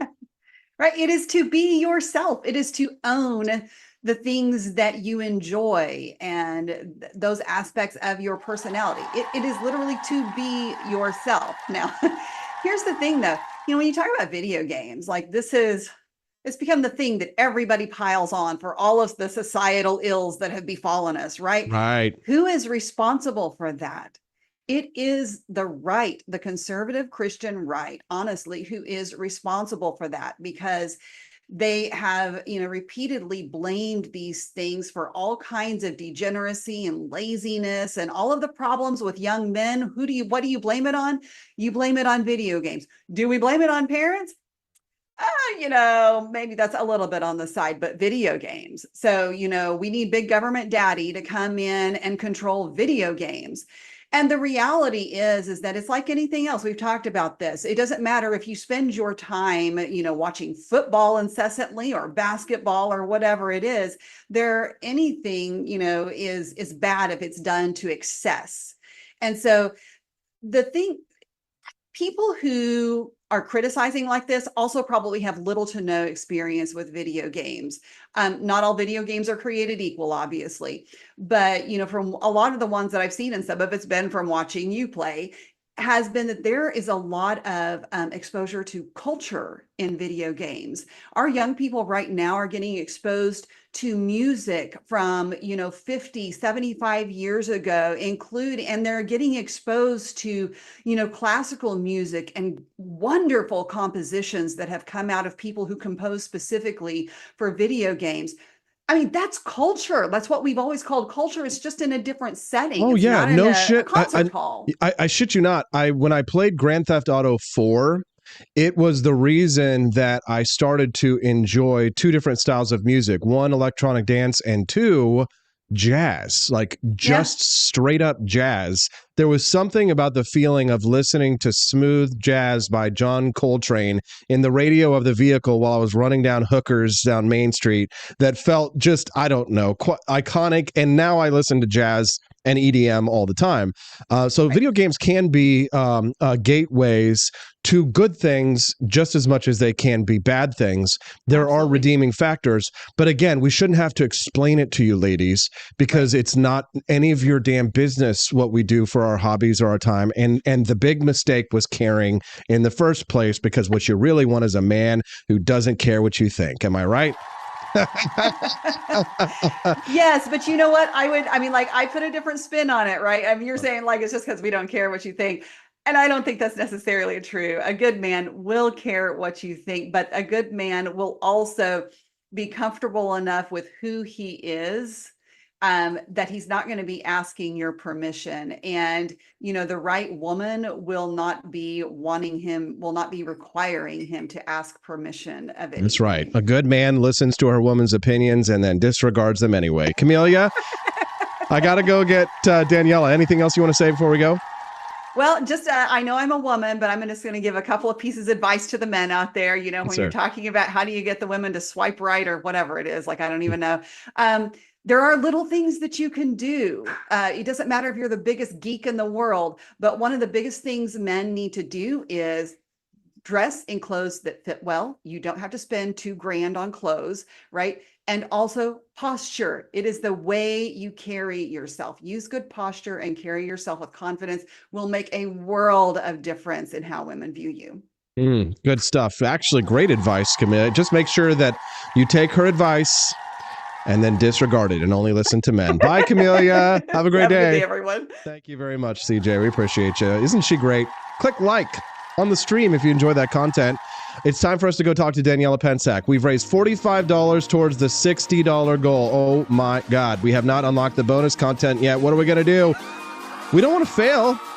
For the first time ever, you guys just want to fail and not play the mini documentary? We'll be right back with Daniela Pensack on the For Liberty show, on the For Liberty Network. It's the Wake Up America show. Blah, blah, blah, blah, blah.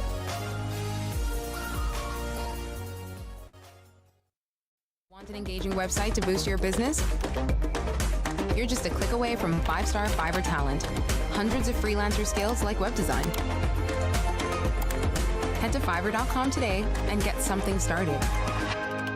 American conservatism is distinct, like America is distinct from the United Kingdom. American conservatism's roots comes out of the Wild West, out of pioneerism. The difference between American conservatives and European conservatives is that Americans are cowboys. We are that God, guns, gold, and girls. It's wild here, and we should stay that way. We shouldn't allow a European version of conservatism to come and infect us here. We like it wide open spaces here, deep in the heart of Texas and all that.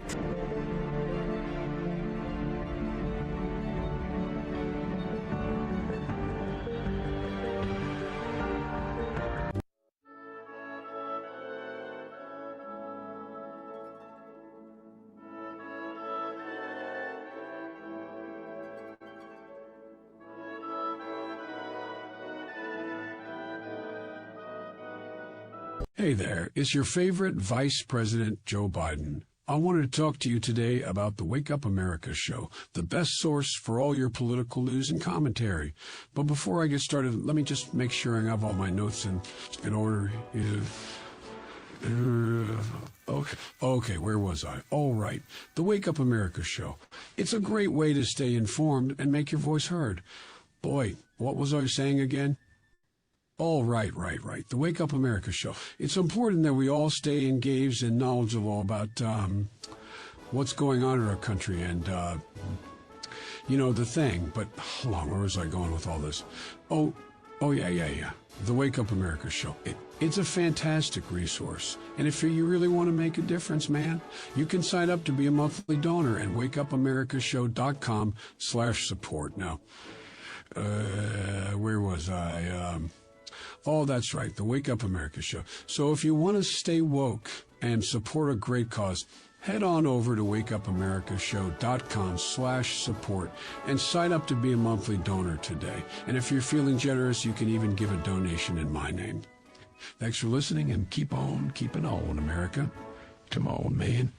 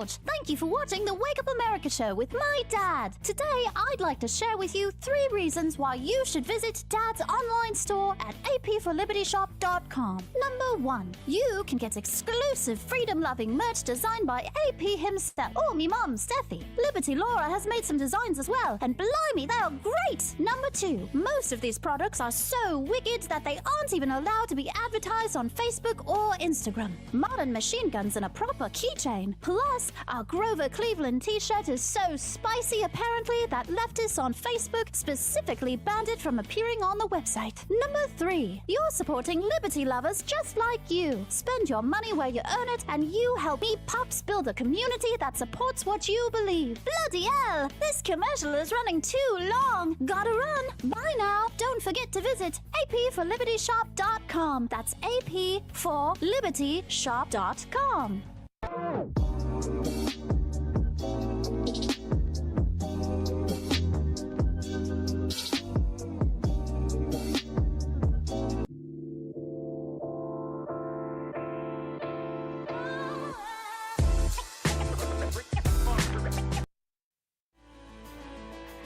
Good morning, Rise and Freedom. I'm Austin Peterson. You're watching and listening to the Wake Up America show on the For Liberty Network. It's the For Liberty Network because we have 2 brand new shows coming this fall, and my next guest is the hostess with the mostest, Daniela Pensack. She'll be joining us live in just a few minutes. But I was really happy when I saw somebody sent me a text at 573-319-1586. That's 573-319-1586, the text line.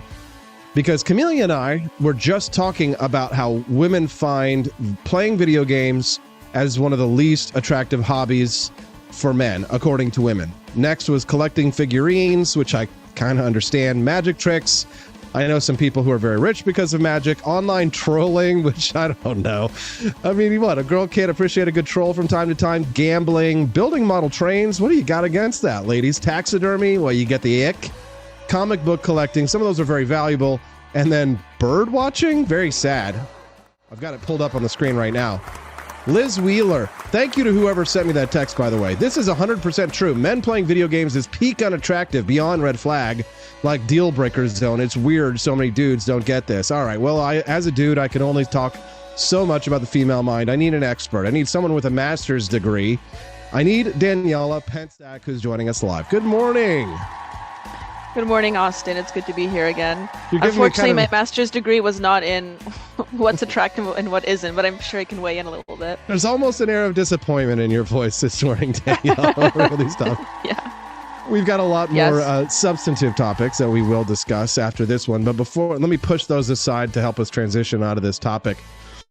Men playing video games, least attractive hobbies. Does it give you the ick? You're not going to believe me, but personally, no. I actually find it very impressive if they are very good at it. Maybe it's because I like video games myself.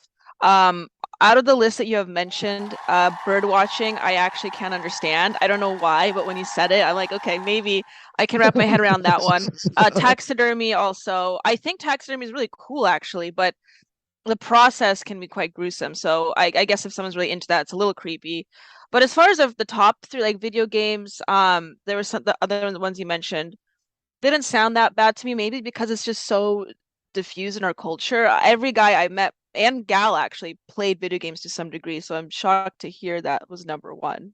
There's something about that culture, and part of me thinks that it's like, well, it's because it takes your attention away from me to some extent, right? Like you can still collect figurines and pay attention to her because the figurine's going to sit there on the wall unless you're playing with it like, in which case you probably have, some kind of developmental disability perhaps. Right. Right.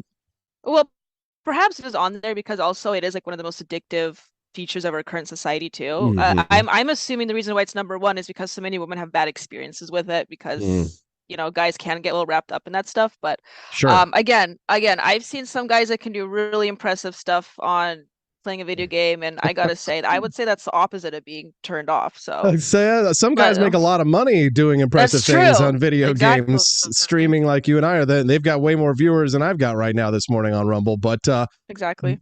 One other point on this one, and then we can kind of move on, Danielle, is something that I think a lot of people don't think about, but I just saw a woman talking about it when she was talking about women complaining about their men playing video games, is that like you shouldn't complain about it because your husband is there, or your boyfriend, he's in the home, he's with you, he's spending time. He may be, gaming by himself, or he may not be paying attention to you, but he's not out drinking, getting behind the wheel drunk, doing something dangerous, God knows what, out of the house with God knows who.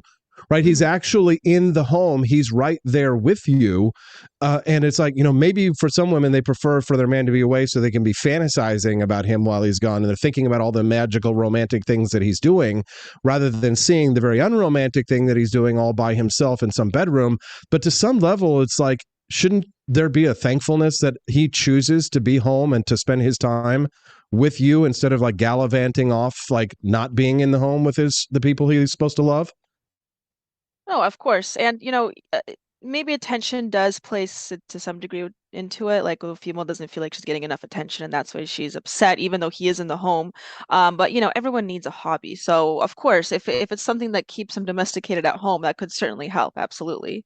Yeah. There are a lot of women who would love to have their husbands or their boyfriend spend more time actually in the home and to come home at all, right? Daniela, this is going to be the weirdest segue that's ever segued. The Pope Francis. Yes. Right. Somebody needs to make a video game where like the Pope goes on like a killing spree.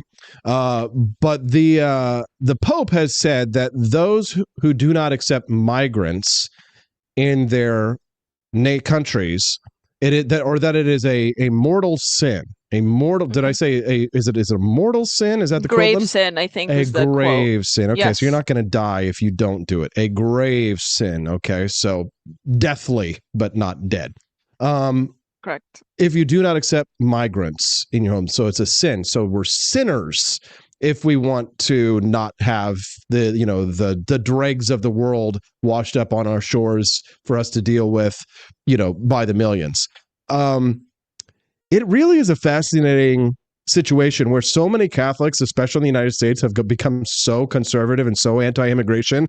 And then they have to look at their Pope, who is like the infallible vicar of Christ on earth, and be like, God damn it.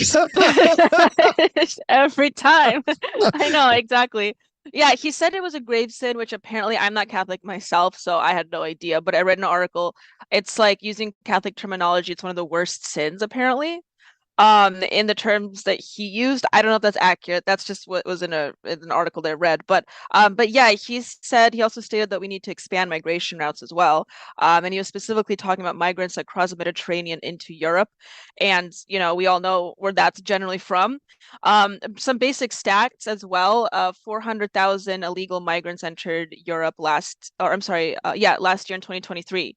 And that number jumped, I think, from 100,000 from the year previously. It was 300,000 the year previous. Now it's 400,000. And there's going to be more. It's projected to increase this year, next year as well. And majority of these are coming from African countries. And again, he's saying now we have to actually expand these migrants' access to Europe. And it's just highly disturbing, especially seeing the state of parts of Europe right now. And for him to scare people into having to accept these migrants is really disappointing. But yeah, I feel sorry for Catholics everywhere right now. I'm really glad I don't consider myself one, so I don't have to appeal to this. But he did decry the treatment of migrants in Europe. And honestly, seeing this, like I said, seeing the situation in Europe just getting worse, I don't know how Catholics can really detangle that presently. It's very unfortunate.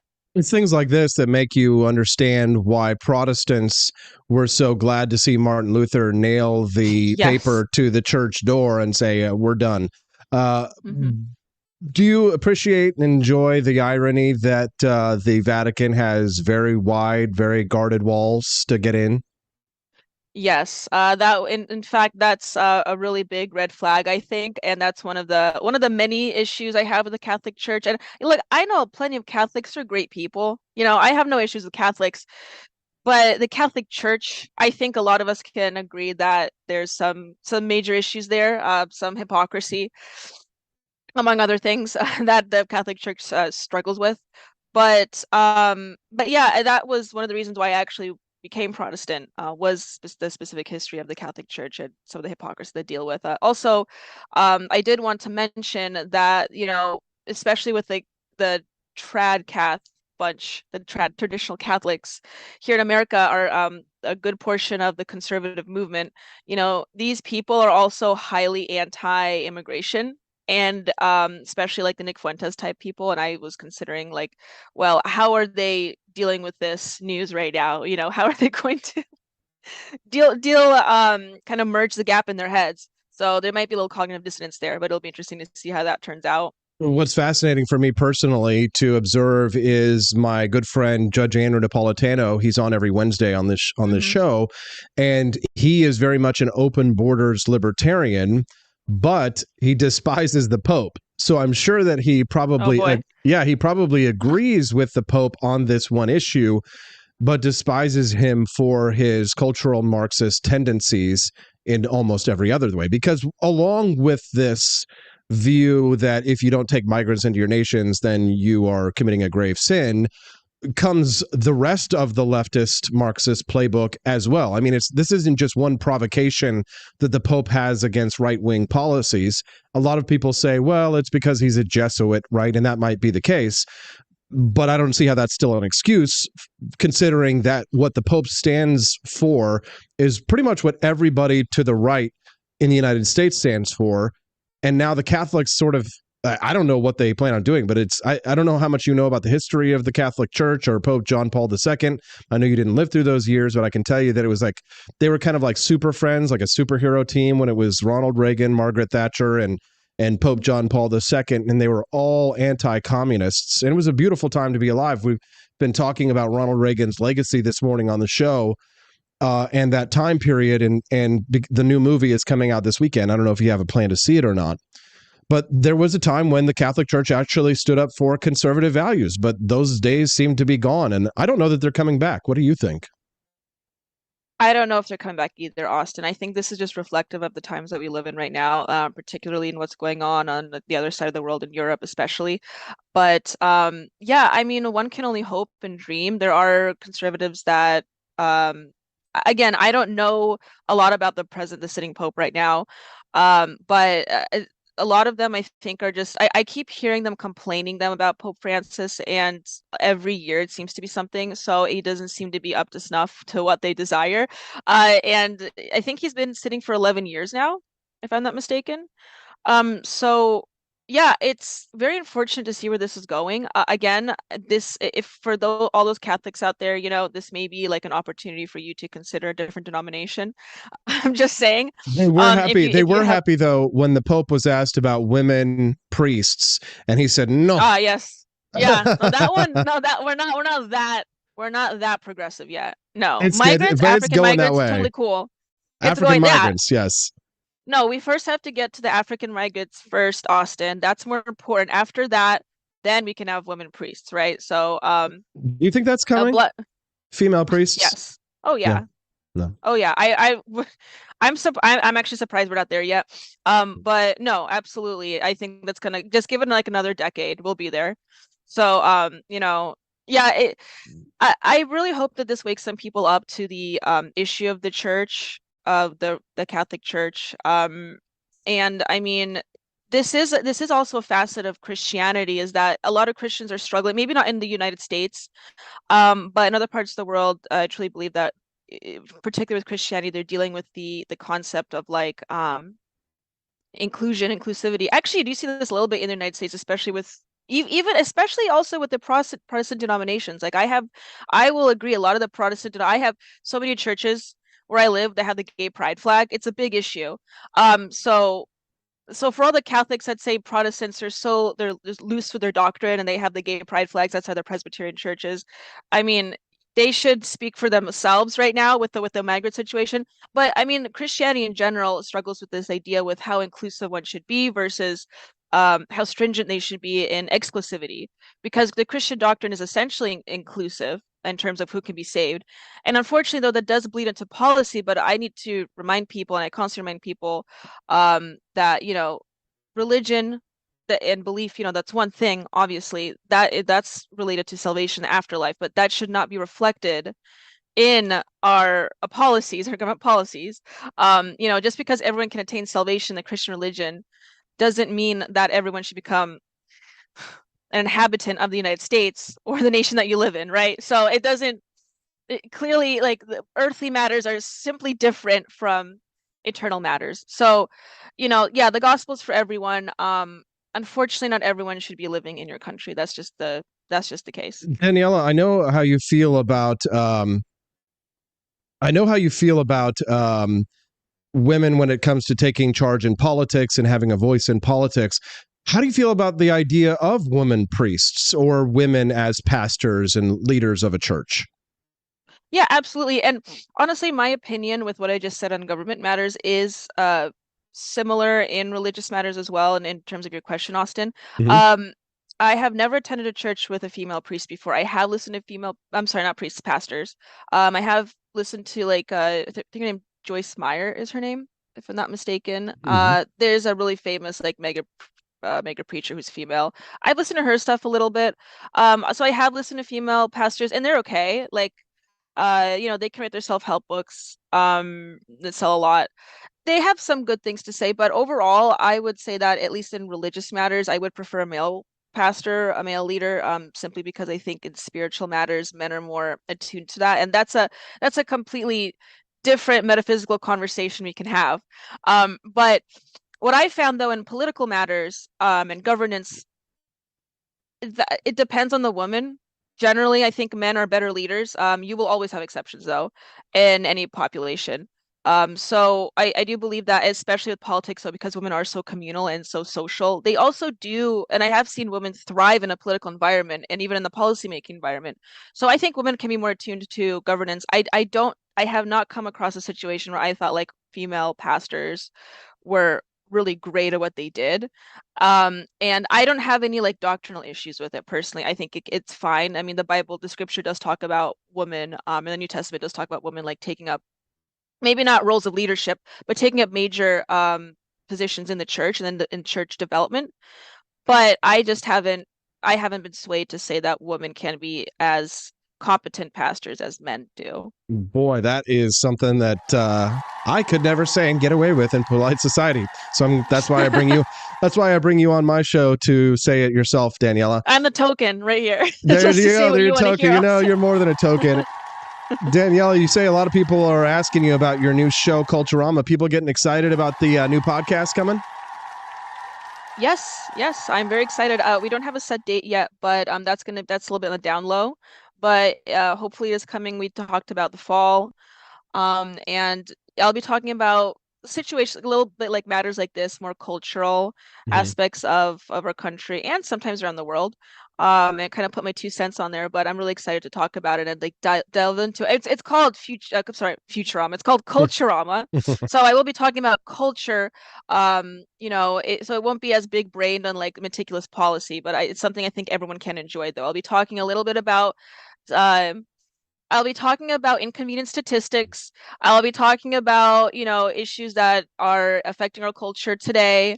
I think there's something everyone can get from the show. It'll be really exciting. Yeah, I'm so excited because I've been teasing out some of the style and theme that we're working with for the hardcores who love watching the Wake Up America show.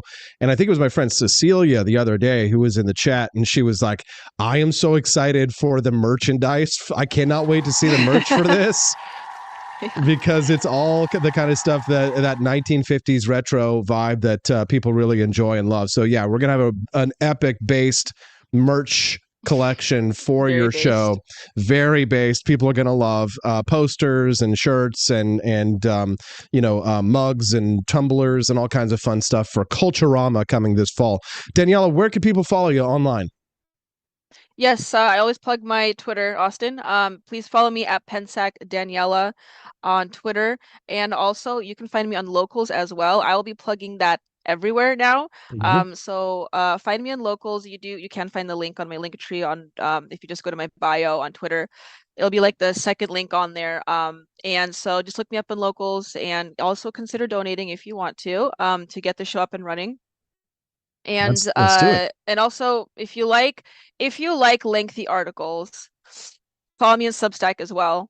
It's you just look me under Daniela Pensack. I just wrote a really good article about the Longhouse. If any of you knows what that is, that's a really good one. So anyway, is it the Mong House or the Longhouse? It's called you looked it up. Good, Austin. Yes. It's called actually the Mong House. I reconceptualized what the Longhouse could be. It's the male version of the Longhouse. If that sounds like something that appeals to you, please find me on Substack. I think you'll enjoy that article. I love that stuff. That's why I love following Daniela's stuff online. That's why I was like, please be a regular guest on my show. And that's why I'm helping to produce her new show coming this fall, Culturama. Thank you, Daniela. Of course. Thank you, Austin. Thanks very much. We look forward to seeing her again next Thursday. Click the like button and one last round of applause. What say you? Okay, so we're getting to the end of the show, and I'm not going to hit the sad music yet, okay? But I am going to show you one little brief video clip. And I don't talk enough, I think, about martial arts. Maybe you think I talk about it too much, but it's an important part of my life. It's something that I've learned a lot about, something that I've done for 20 years. And so I'm thinking that I'm going to start doing segments where people are assaulted in public, or start doing segments about fights or just violent situations in general, and offer my commentary on what you might be able to do to help yourself as a regular person. Obviously, 20 years of martial arts experience is not going to be for everybody, but at least I can offer you a little bit of my experience of what I've learned about how to protect yourself in situations similar to these.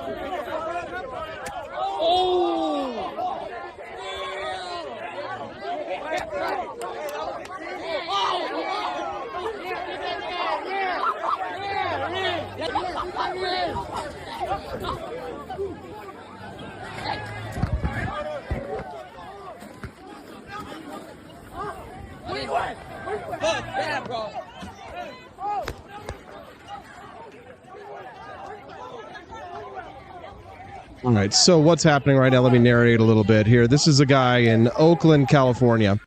A bunch of teenagers came over here. They brought all their bikes, right? And they assault this man. And what you see here in this frame is you see that this man get violently assaulted almost from out of nowhere. He's distracted by this man in the green shirt here to his right. But what he doesn't see is the attack coming in from his left, right? And here comes the attack. Let me do it nice and slow. See that right there? There's the sucker punch right there, which is pretty much how almost all violence starts. Criminals and violent people, they're not going to warn you that an attack is coming because they want to knock you out or they want to kill you right away. So here's the thing. This guy is already aware that he's in trouble. He's surrounded by violent blacks, and one of them decided to assault him. And here comes this violent black here from his left, giving him a sucker punch. All right. So what should he have done in the situation? Later on in the show, or excuse me, in this video, he pulls out a gun. He is spotted later. A photograph came out, shows him pull out a gun. Well, he probably should have pulled out a gun maybe a little bit earlier, maybe even at this point, because here's somebody who actually they put their hands on him, right? And once somebody, if you're in a hostile crowd, this is a classic self-defense situation, except for in California, where he was, in which case, of course, there's no such thing as self-defense in California. But if you actually want to live, it's better to be judged by 12 than carried by 6, we like to say. So he did pull out his gun, maybe should have done it earlier. But first of all, never let yourself be surrounded like this, right? He should have been backing up in the first place. But here you can see this punch coming out of nowhere. He doesn't see it coming, right? It comes from his left, first frame, second frame, third frame over, and it's fast, right? The punch comes, and then the guy runs away. Now, he thinks that he's being this big man, backing away, and then coming back into the crowd and deciding that he's going to re-engage instead of slowly backing away into the store where he could have defended himself, and then a fight breaks out and we're not exactly sure what happens, although we do know he pulls a gun out later. But here's what you need to do. This is just some simple advice. Okay. If you're in a situation where there's somebody hostile, then this is a situation where you need to put your hands up and say things like, I don't want any trouble. I don't want any trouble. You frequently see this in Jackie Chan movies. I don't want any trouble. I don't want any trouble, before he, bam, punches them right in the face. Okay. So here we have the situation where this man, look, his hands are down And here comes the sucker punch. He has nothing. He has no tools with which to defend himself. Okay. This is one of my favorite fighters from the style of karate that I studied. This is on Andy Hug.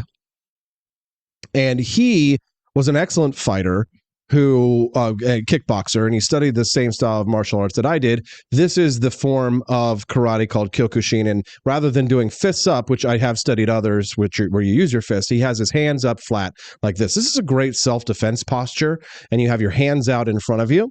Okay, you have your hands out in front of you, and not everybody may always have a gun on them at all times, right? In which case, of course, the Second Amendment is there. But if you don't know that there's a threat coming, right? For sure. If you can't be for sure, if you are going to be assaulted, you can't pull out your gun in every instance, right?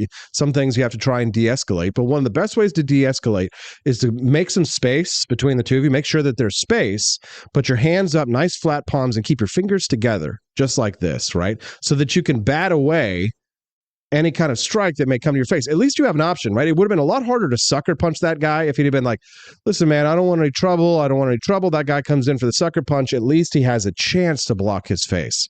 So there is your self-defense tip of the day. And now I hit the sad music. You guys unlocked the bonus content. You do get to see that. So I'll play that as we go out. Thanks for tuning in. Sorry I'm going over on time, but thank you so much for being supporters and viewers of the Wake Up America show. Please, if you haven't clicked like yet on the stream, please do so right now. And click follow. If it's your first time watching the Wake Up America show, then I'd love to have you be a regular guest. Tomorrow is a really special day. We call it Freedom Family Friday. And that's the day I bring my family on the show, and we have an absolute blast goofing off, talking about whatever, right? So come back tomorrow morning at 7 a.m. Central Time if it's your first time watching the Wake Up America show, because I know you're going to enjoy meeting my family, and it's going to be a great conversation and a lot of fun. It'll fly by. So I hope to see you again tomorrow morning. As you exit the show today, exit through what? What do we call it? The Grift Shop. Yes. forlibertyshop.com. That's the number 4, forlibertyshop.com. Our friend Drew Van Runkle special ordered this Brainworms for Trump shirt. Is Drew Van Runkle still here? Brainworms for Trump shirts available exclusively at forlibertyshop.com. Get them delivered to your door for the low price of $29.99. That's shipping included, because shipping in the United States, of course, is free. God bless America. From now on, it's going to be America first. That's right. America first. So visit forlibertyshop.com or apforlibertyshop.com, because some people said forlibertyshop.com wasn't working for some reason, so I'll try and troubleshoot it. But either way, AP for Liberty Shop, forlibertyshop.com. Exit through the Grift Shop. Grab yourself a Brainworms for Trump shirt. Have a wonderful day, guys. Enjoy the bonus content. I'll see you tomorrow on Freedom Family Friday on the For Liberty Network. That's a lot of Fs. F. Bye, guys.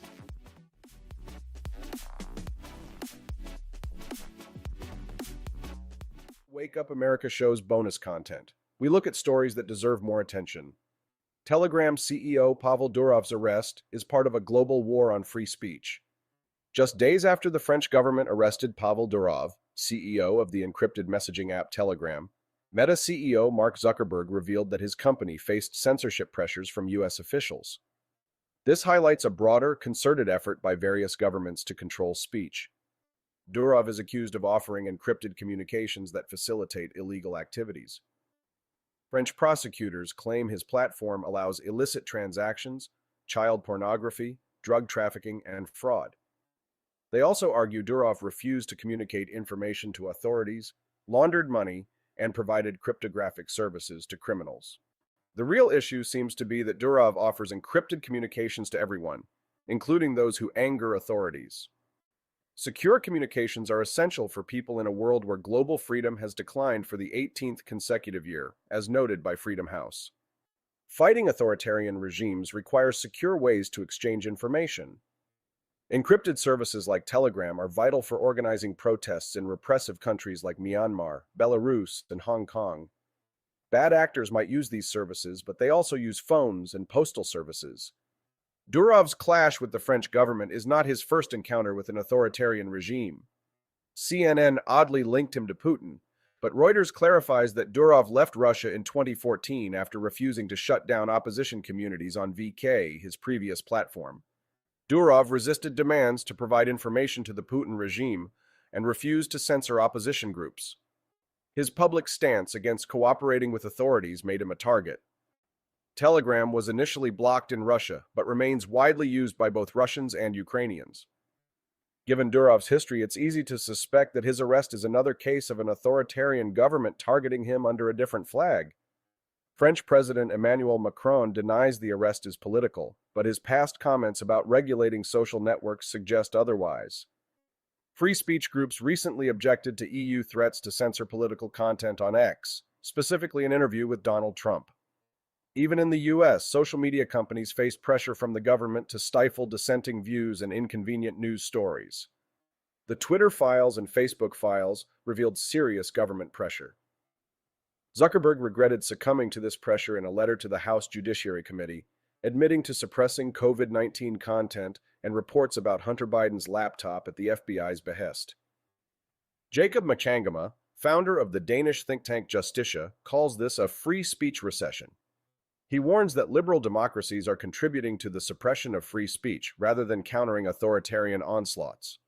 This recession is marked by governments attempting to suppress ideas and arrest entrepreneurs who operate neutral communication channels.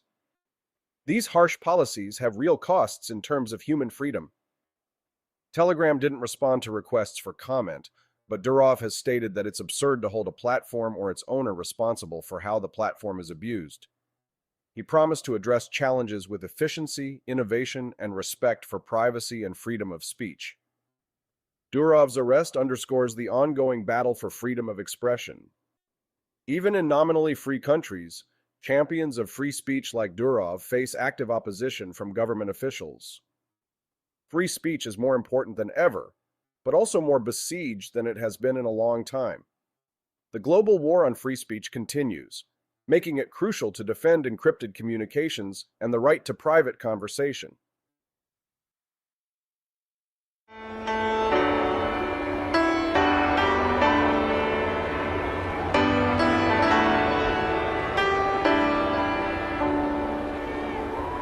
Oh, say, can you see by the dawn's early light what so proudly we hailed at the twilight's last gleaming, whose broad stripes and bright stars